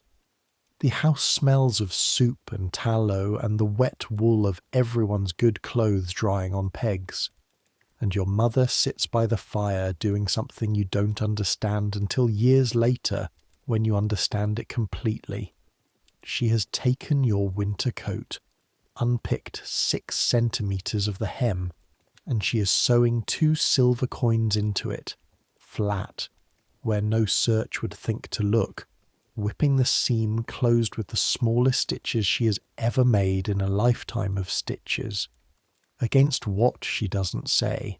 Against everything. It is the only shape her love can take tonight that will fit in a coat. You leave in March, with the others, walking east. And because this is a bedtime story and I choose where to stop the clock, we'll stop it there. On the road, in the morning, the pack settled, the coin silent in the hem, the whole terrible century politely holding its breath. Most conscripts, it should be said, did come home.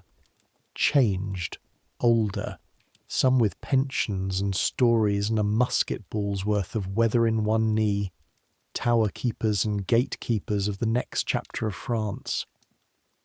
Whether you were one of them, the record doesn't say, because you, my borrowed pair of eyes, were never one man. You were 80 men in a cold square, times every canton in France, times 16 years. And that, all of it, the urn, the numbers, the settling silence, the priced exit, the coins in the hem, that was normal. Nobody in the square that morning needed it explained. It was February. It was the year of your class. It was how the world worked. Normal is just whatever nobody questions yet, and that is the list. 10 of them counted down from a spoonful of beet sugar to an urn in a cold square. Stay with me now. The night isn't finished, and this is the part of the episode where we stop climbing and start drifting down. Nothing sudden happens from here to the end. You have my word. Loosen your shoulders. Unclench your jaw. You were clenching it during that last one. Everyone does. Because here is what happened to all of it, and it happened with astonishing speed. In the spring of 1814, the whole enormous machine we've been walking through, the decrees, the levies, the lines of towers, the locked portfolios, ran backward in the space of a few weeks. The Allied armies that 16 years of urns had been holding off crossed the frontiers and kept coming, and the tower keepers of the telegraph lines passed signals whose meaning they were, as always, forbidden to know, except that now the shapes came from the east, faster than they had ever come, and the intervals between them tasted different, and even a man forbidden to read can learn to read weather. In April 1814, in the palace at Fontainebleau, the emperor signed his abdication. The following spring he came back for 100 days, gathered the old army out of the ground like iron filings to a magnet, and lost it all finally in June 1815 in the mud of a Belgian ridge whose name you already know. And France, the France of our 10 strange things, did what people actually do when history turns over, which is almost nothing, immediately. The beet work stood where they stood. Most went cold that year, and the sugar came back over the sea, and the men of Passy found other wages. The lottery offices did not miss a single drawing that mattered. Treasuries change kings more easily than habits. The gendarmes on the Chartres road checked papers for the emperor in May, and the same papers for the king in July, with the same wet thumb. The Black Chamber changed masters and not methods. The urns went briefly, blessedly quiet, the one immediate gift of the peace that every mother in France could touch. And the survivors of the classes of 1798 through 1814 came walking home along the poplar roads all that summer and autumn, in pieces of uniform, asking at farm gates for water, sleeping in barns, moving like a slow grey tide back into the villages, where some of them would sit by fires for the next 40 years being asked and not asked about it. The strange things didn't feel strange even then, even in the wreck. They felt like furniture that the fire had somehow spared. Before we go down to sleep, I owe you 3 small things. The ones that almost made the list, the honourable mentions, because a list of 10 from an empire this strange leaves good material on the table, and you've earned it, drowsy as you are. Almost made the list. For the first years of this story, France did not have a 7-day week. The revolution had rebuilt the calendar itself. 12 new months named for weather and harvest, fog and frost and heat, each month 3 weeks of 10 days, with a day of rest coming every 10th day instead of every 7th. A man of 1801 lived in Brumaire and Thermidor and rested on Decadi, and the Christian Sunday survived in half secret, kept by grandmothers and habit. Napoleon, who had been crowned emperor in one calendar and needed the Pope in the other, ended the experiment by decree. On the 1st of January 1806, France woke up back inside the week you know tonight. Think of that. An entire nation handed back its Sundays by administrative order, the way an office changes its filing system. It missed the list only because by our years it was already a memory. But for a while, being French meant not knowing what a Tuesday was, and that was normal too. Almost made the list. The applause was for hire. In the theatres of Paris there were men. Everyone knew the men. Everyone could point to the men, who were paid to clap, paid to laugh in comedies, paid to dab their eyes in tragedies, paid to start the ovation that the honest audience would then, sheep-like and happy, complete. The institution was old, and under the Empire it was ripening toward its golden age. I'll flag the date squarely as promised. The fully organised claque, with its contractors and tariffs and specialist weepers, belongs mostly to the decade after Waterloo, when it became an industry with price lists. But its fathers were already working our era's theatres nightly, under the great chandelier, and playwrights already budgeted for them. Manufactured enthusiasm, openly manufactured in the culture capital of the world, and the audiences knew and came anyway, and cheered along with the hired cheers. If your century has entirely given up that practice, I invite you to think hard about certain numbers under certain videos, and then to think about it no further, because we are trying to fall asleep. And almost made the list last of all, the bonfires of forbidden luxury. By the Emperor's decree of Fontainebleau in October 1810, smuggled British goods seized at the frontiers were to be publicly burned, and they were, that autumn and after, in town squares across the Empire and its satellites. Bales of English cloth, cottons, fine woolens, stacked and set alight before crowds, official arson as economic policy, the smoke of good shirting rising over customs houses from Hamburg to Livorno. And the same crowds that watched the bonfires went home, a remarkable number of them, to cupboards holding English cloth, English sugar, English coffee, bought from the smugglers who threaded the blockade like water through a fist, while the caricatures in the print shop windows showed the eternal Englishman, beef-fed and boiled red, the roast beef enemy hated in ink and patronised in wool. An empire burning fabric in public and wearing it in private, and finding no contradiction worth losing sleep over. They were good at that. Most empires are. Let those three go now. They were only ever the lace on the list. Instead, before the last candle, do one more thing with me. Choose a single evening. Say, an ordinary Wednesday in the autumn of 1811, the Empire at high tide, nothing in particular happening anywhere. And hold all 10 of our strange things in your mind at once, running quietly in parallel across the map of France, the way all the systems of your own world are running in parallel around you right now, this minute, while you lie still. Dusk, then. The light goes long and amber over the beet fields of the north, where the harvest carts are coming in heavy, and at the works the evening shift is banking the fires under the coppers, and the boiling house will breathe its warm vegetable breath over the village all night, and the watchman will make his rounds past the cooling loaves with the lantern, and once, just once, because he does it every evening and calls it checking, he will touch a finished loaf with one finger. On the road south of Chartres, the last light finds a small inn where a journeyman has stopped for the night, and the innkeeper is at his ledger by tallow light, copying the day's names into the register the gendarmes will skim on Friday.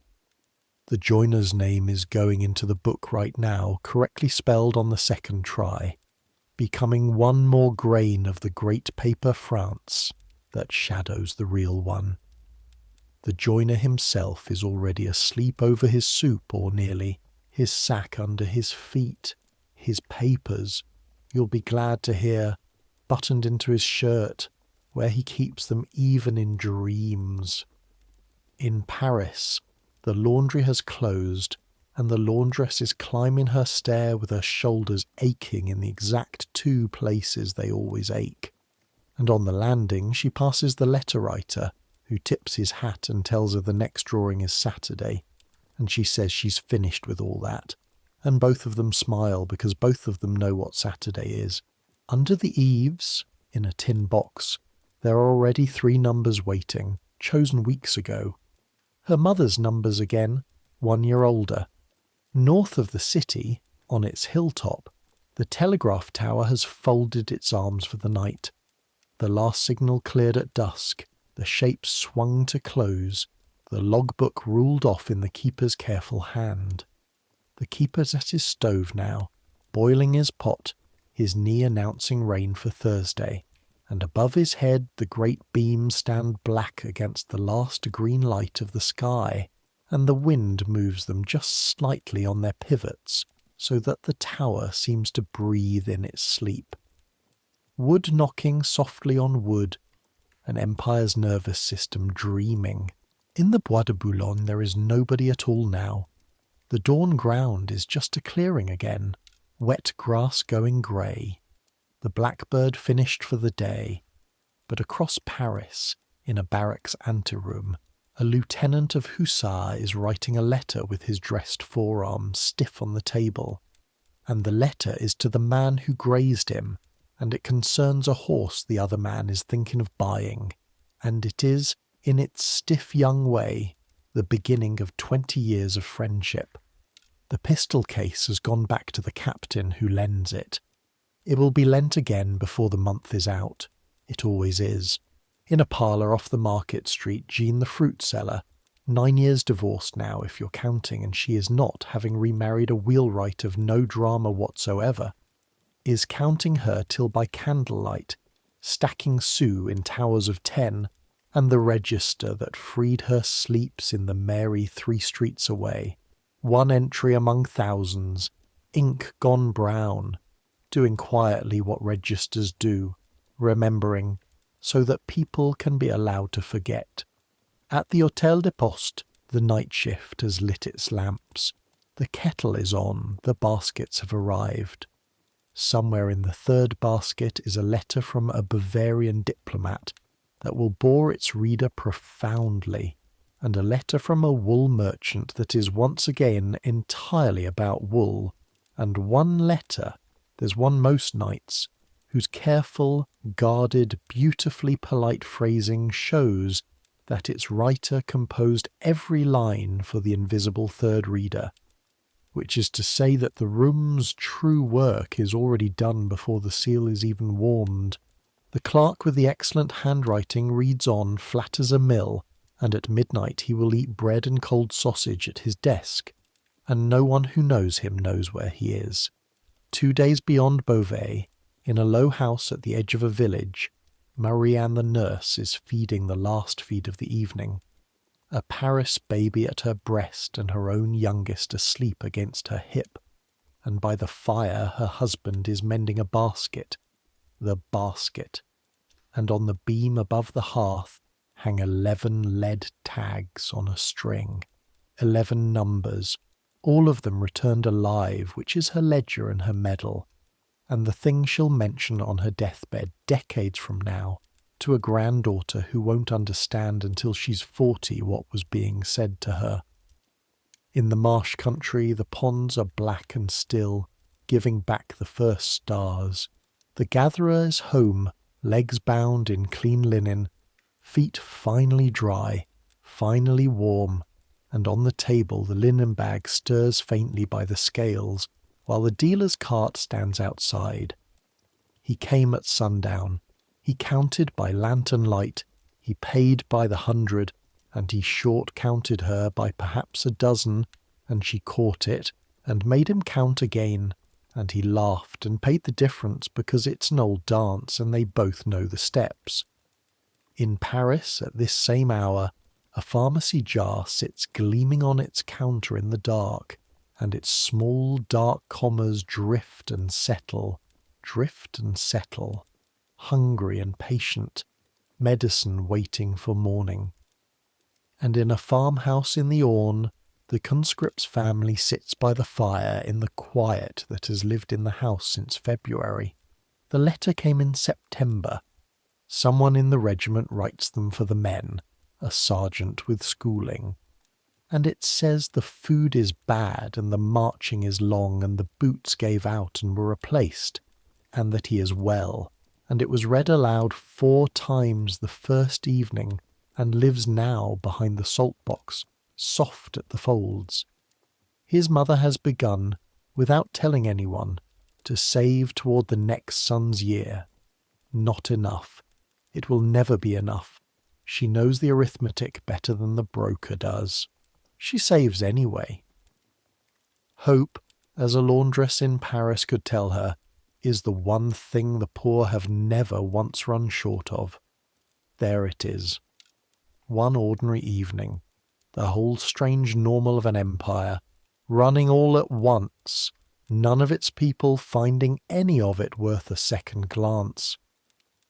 The beet fires banked, the registers closing, the towers folded, the wheels locked, the kettles steaming, the tags on their string, the jars in the dark, the coins in the hem, a whole country lying down to sleep inside arrangements that you, 2 centuries downstream, needed a full night's episode just to believe. And now be honest with yourself. Drowsily, harmlessly, the way one is honest at the very edge of sleep. Your evening is running too. You lay down tonight inside systems you have not once questioned, glowing glass you touch 1,000 times a day, mail read by machines with your consent, given at some point somehow, nobody quite remembers when. Numbers games with the state's blessing. Papers in your pocket that turn your face into a file.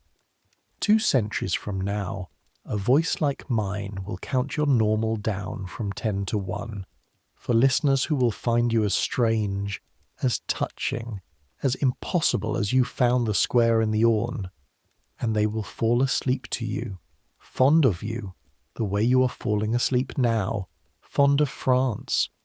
Don't let it trouble you. It's not a trouble. It's the oldest lullaby there is. Every age sleeps soundly in a bed the next age can't believe.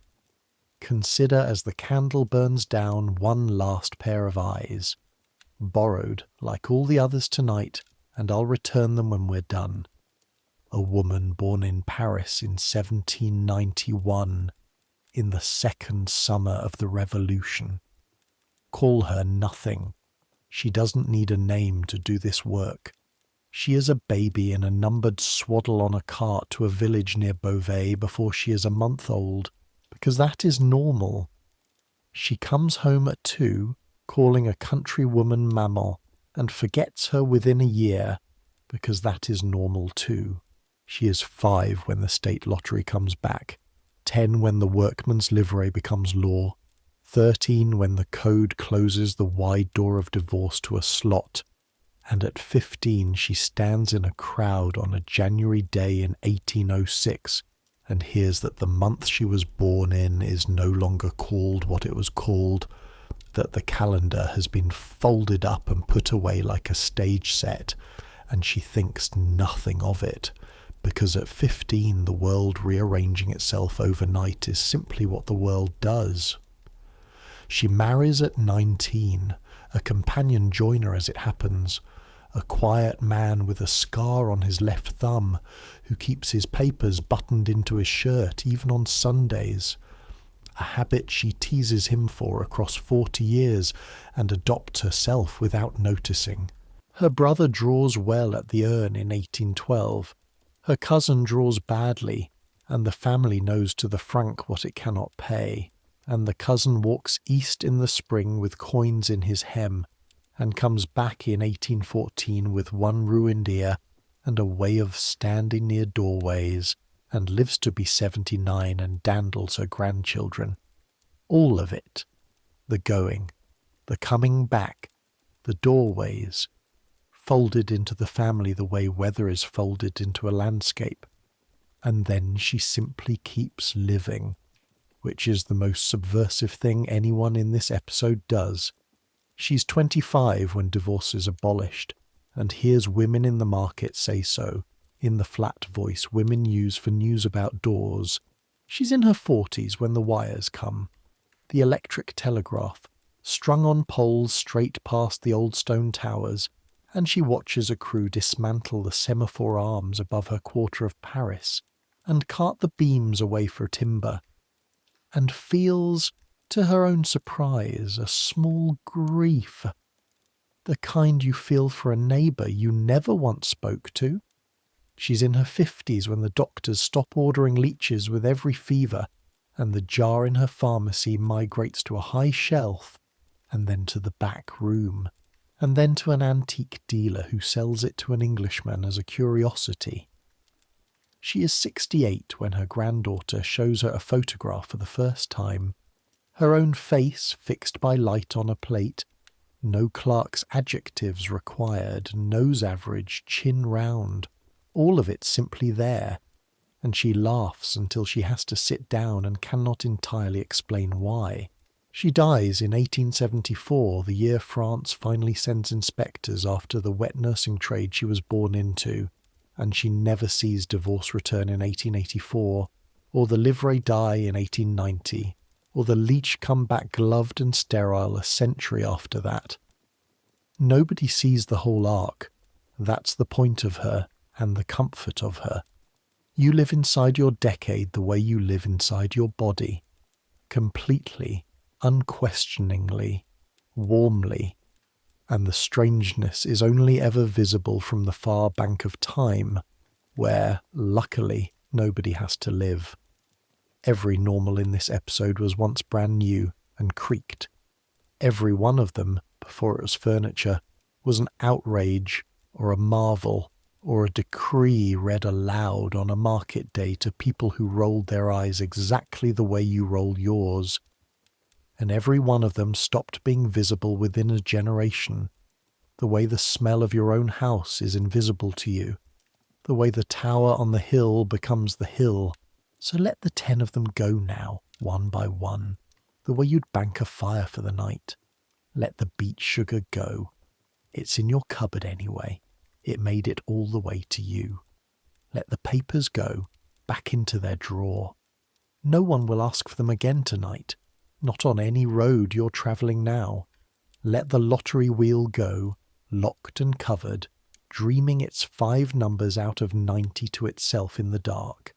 Let the towers go, arms folded, and the pistol case latched, and the register in the mairie with its brown ink holding Jean's freedom safe. Let the kettle in the black chamber go off the boil. Even that room sleeps. Let the cart to Beauvais roll out of hearing. Let the pond go still. Let the urn stand empty in the town hall cupboard. Just a wooden thing on a shelf. 50 numbered slips in a cloth bag beside it. Only paper now. Only paper until February.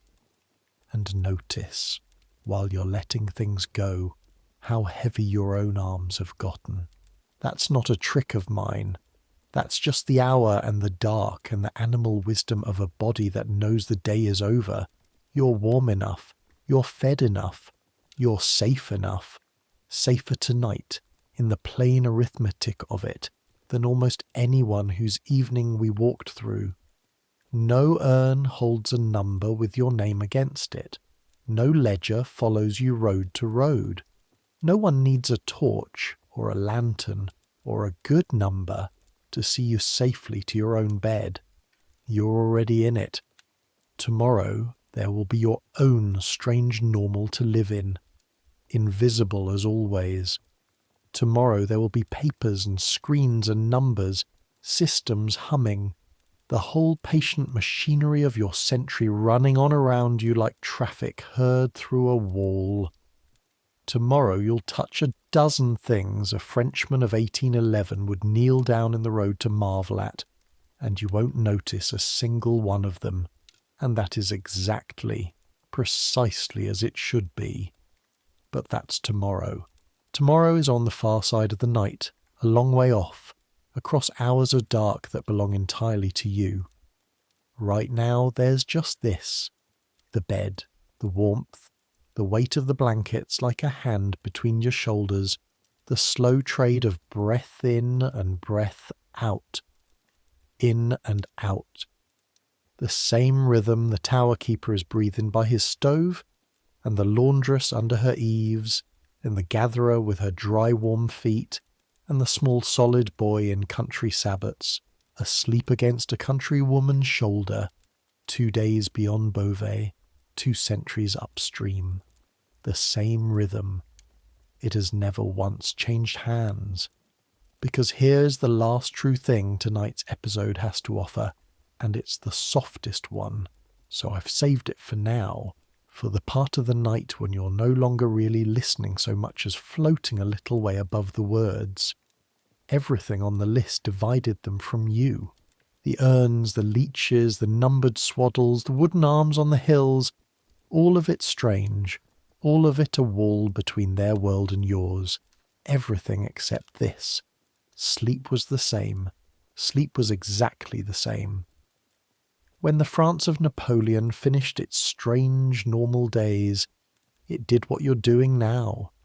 It lay down in the dark and let go. The beds were different, God knows.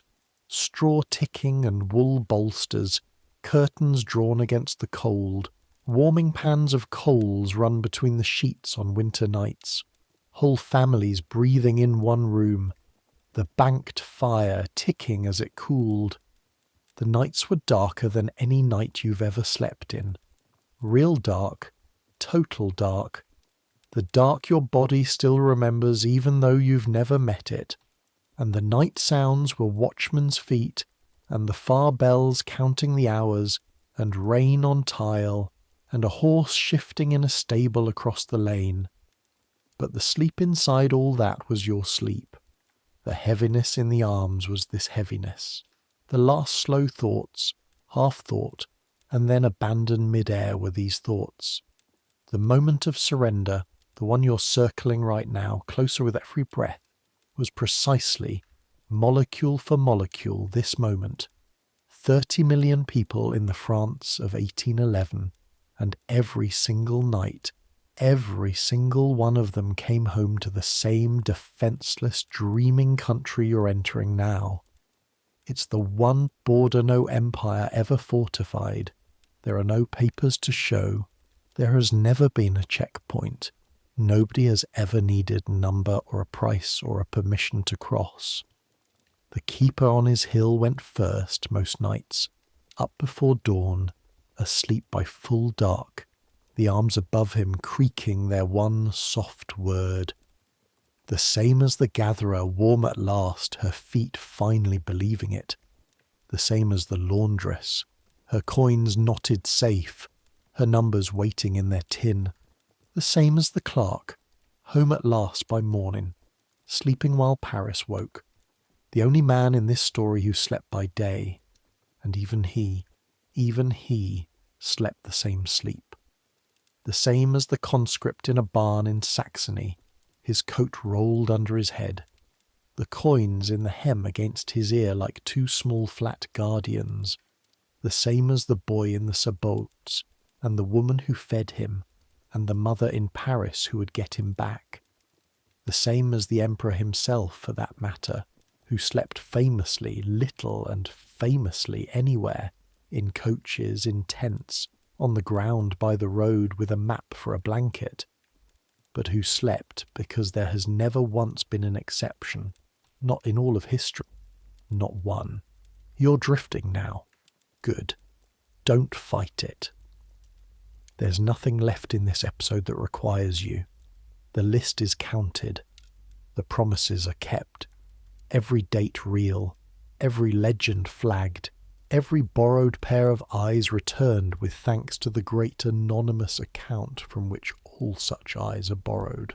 The facts will still be here in the morning, every one of them, sitting quietly in their years like jars on a shelf. 1794 and its first flying message, 1798 and its terrible sentence about every Frenchman, 1806 and its returned Sundays, 1811 and its 32,000 hectares, 1816 and its closed door. They don't need you tonight. History is the one house where nothing has to be locked up before bed. And the real ones, the documented ones, the men whose names I could give because the record gives them, they all reach their own last evenings in their own time, and since this channel finishes what it opens, here is where the record leaves them, briefly, gently. Benjamin de Lesser, the sugar man of Passy, lived to be old and useful, a banker who spent his later decades founding savings banks for small people, small coins, and died in 1847 with France sweet on his beets again. Claude Chappe you already know. His brothers kept the towers running long after him, and his statue stood in Paris until a harder century melted it down for the metal. Even monuments, it turns out, get conscripted. Lavalette of the post office, saved by his wife's dress, was pardoned in 1822, came home, wrote the memoirs that told us what the Black Chamber was, and died in 1830. Emily, who paid for his life with her health, is remembered now mainly for the one magnificent hour when she out-tricked the trickiest room in France. Broussais of the Leeches died in 1838, his doctrine already bleeding out beneath him.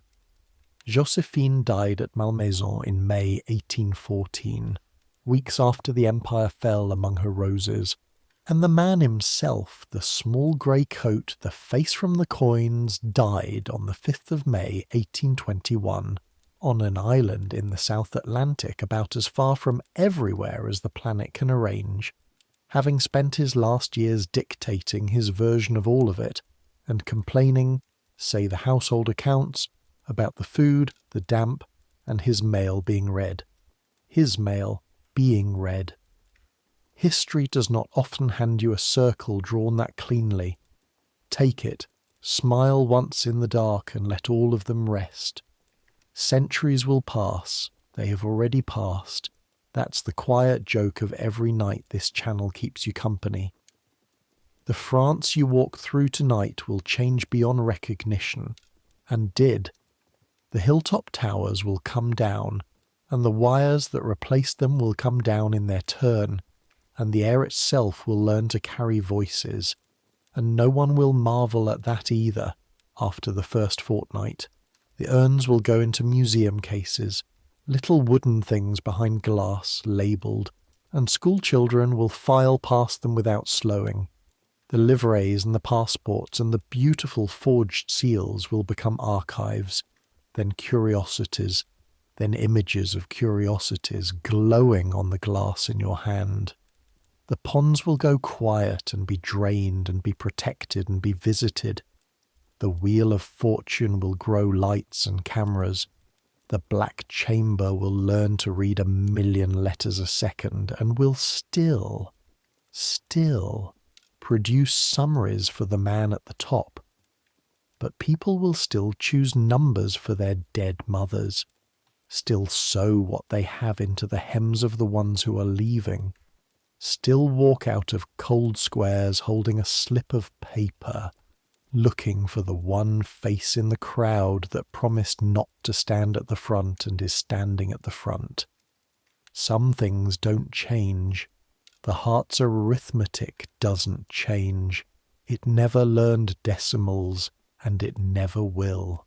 And if you're still here, still faintly, pleasantly aboard, then drift through one last turning of the seasons with me, because the year we've been visiting deserves to be closed the way years close, slowly and in order, with nothing happening in any of it but time. Winter, then. The winter of our France is candle season, the smell of tallow and green wood in every room. Frost ferns growing up the inside of the shop windows on the Rue Saint-Denis, the beet clamps sleeping under their straw in the northern fields, the telegraph lines blind for days at a stretch under low cloud, while dispatches go back to leather bags on horseback, patient as the old century. The ponds of the marsh country wear lids of grey ice, and the gatherer mends bags by the fire and lets her legs heal, because even the leech trade keeps a Sabbath, and it is January. In the villages, the mayors receive the year's first letters from the prefecture, the lists, the quotas, the arithmetic of February. But that's weeks away yet, and tonight the snow is coming down on the whole map at once, on Passy and Beauvais and the Orne and the Bois de Boulogne, evenly, indifferently, the way snow has always refused to check anyone's papers. Then spring, the season of roads. The joiners and masons and all the walking trades come out of winter quarters and take to the highways with their sacks and their booklets, and the gendarmes resume their patient arithmetic of faces and descriptions, and the first barges of the year come down the rivers with their barrels and bales. The urns have done their February work by now. The chosen classes muster and march east under the poplars just leafing out, and the villages absorb the departures the way fields absorb rain, closing green over everything. At the wet nurse bureau the benches fill again. Spring is a great season for babies, always has been. And the carts roll out through the city gates past hedgerows going white with blossom, and some of the country women sing on the road home, to the baskets, quietly, because it settles them, and no register anywhere records the songs, which is a pity, because they were the best part, and everyone who heard them said so, and they are gone. Summer, the season. The empire smells of hay and dust and hot stone.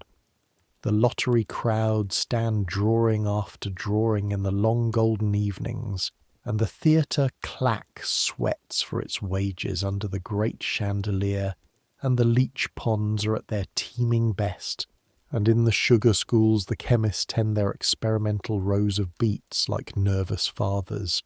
The telegraph towers work their longest days now, dawn to dusk, 16 hours of signals shivering up and down the spine of France, and the keeper's logbooks fatten, and the keeper's knee, for once, predicts nothing at all. Even the Black Chamber slackens a little in August, because half its correspondents are at their country houses writing nothing worth steaming. And autumn brings it all home, the beet harvest heavy in the carts, the boiling houses lit again, and breathing their warm vegetable breath over the villages, the dealers' barrels rolling toward Paris, the registers of a whole year, births, letters, numbers, names, ruled off and totted up by 10,000 clerks with cold fingers, and the first fogs closing the telegraph lines early, and the year folding itself up like the great wooden arms at dusk. Done for today, done for the season, done. 4 seasons, 16 times over.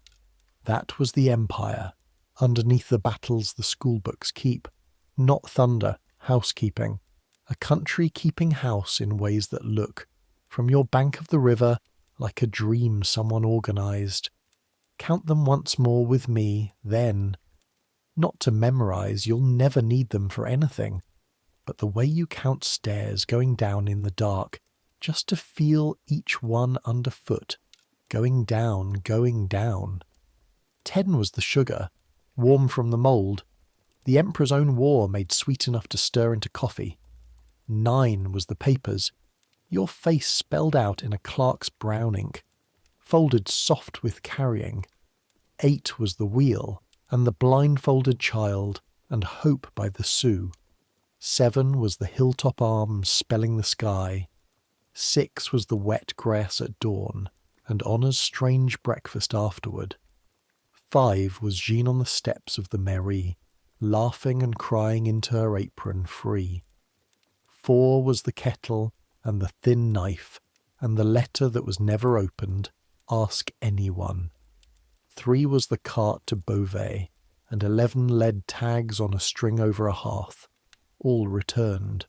2 was the pond and the jar, and Medicine's long sincere mistake, and 1 was the urn, the square, the silence, the coins in the hem, the whole heart of it.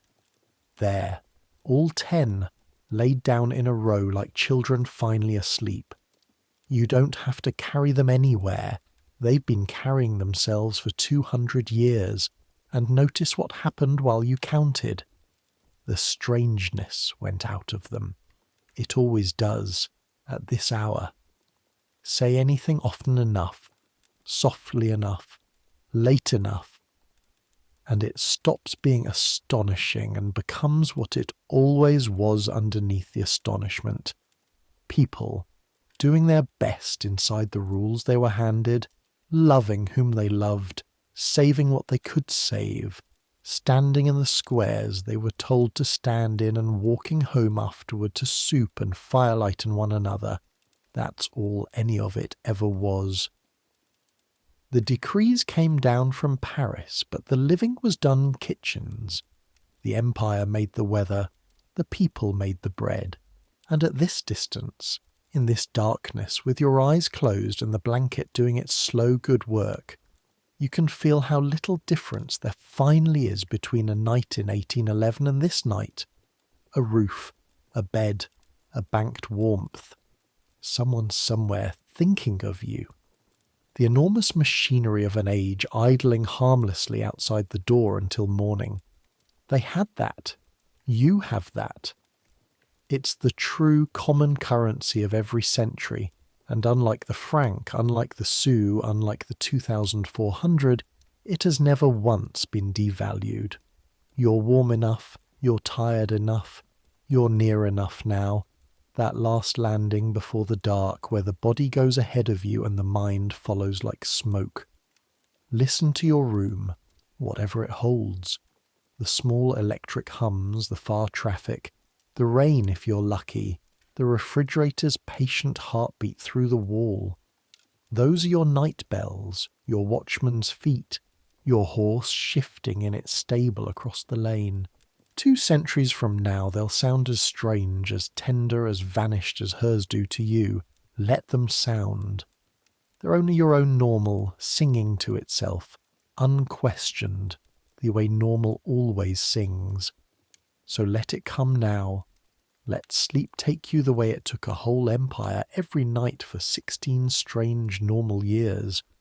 Village by village, hilltop by hilltop, the lights going out across the map of France like a signal passing down a line of towers, each one repeating the message to the next.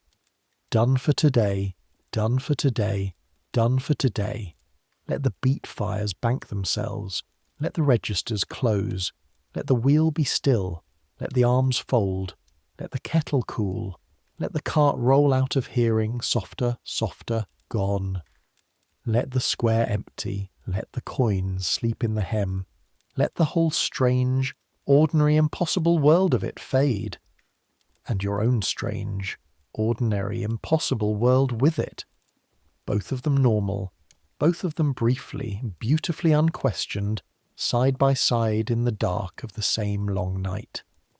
And as it fades, know this, the way you know things only at this depth of the night.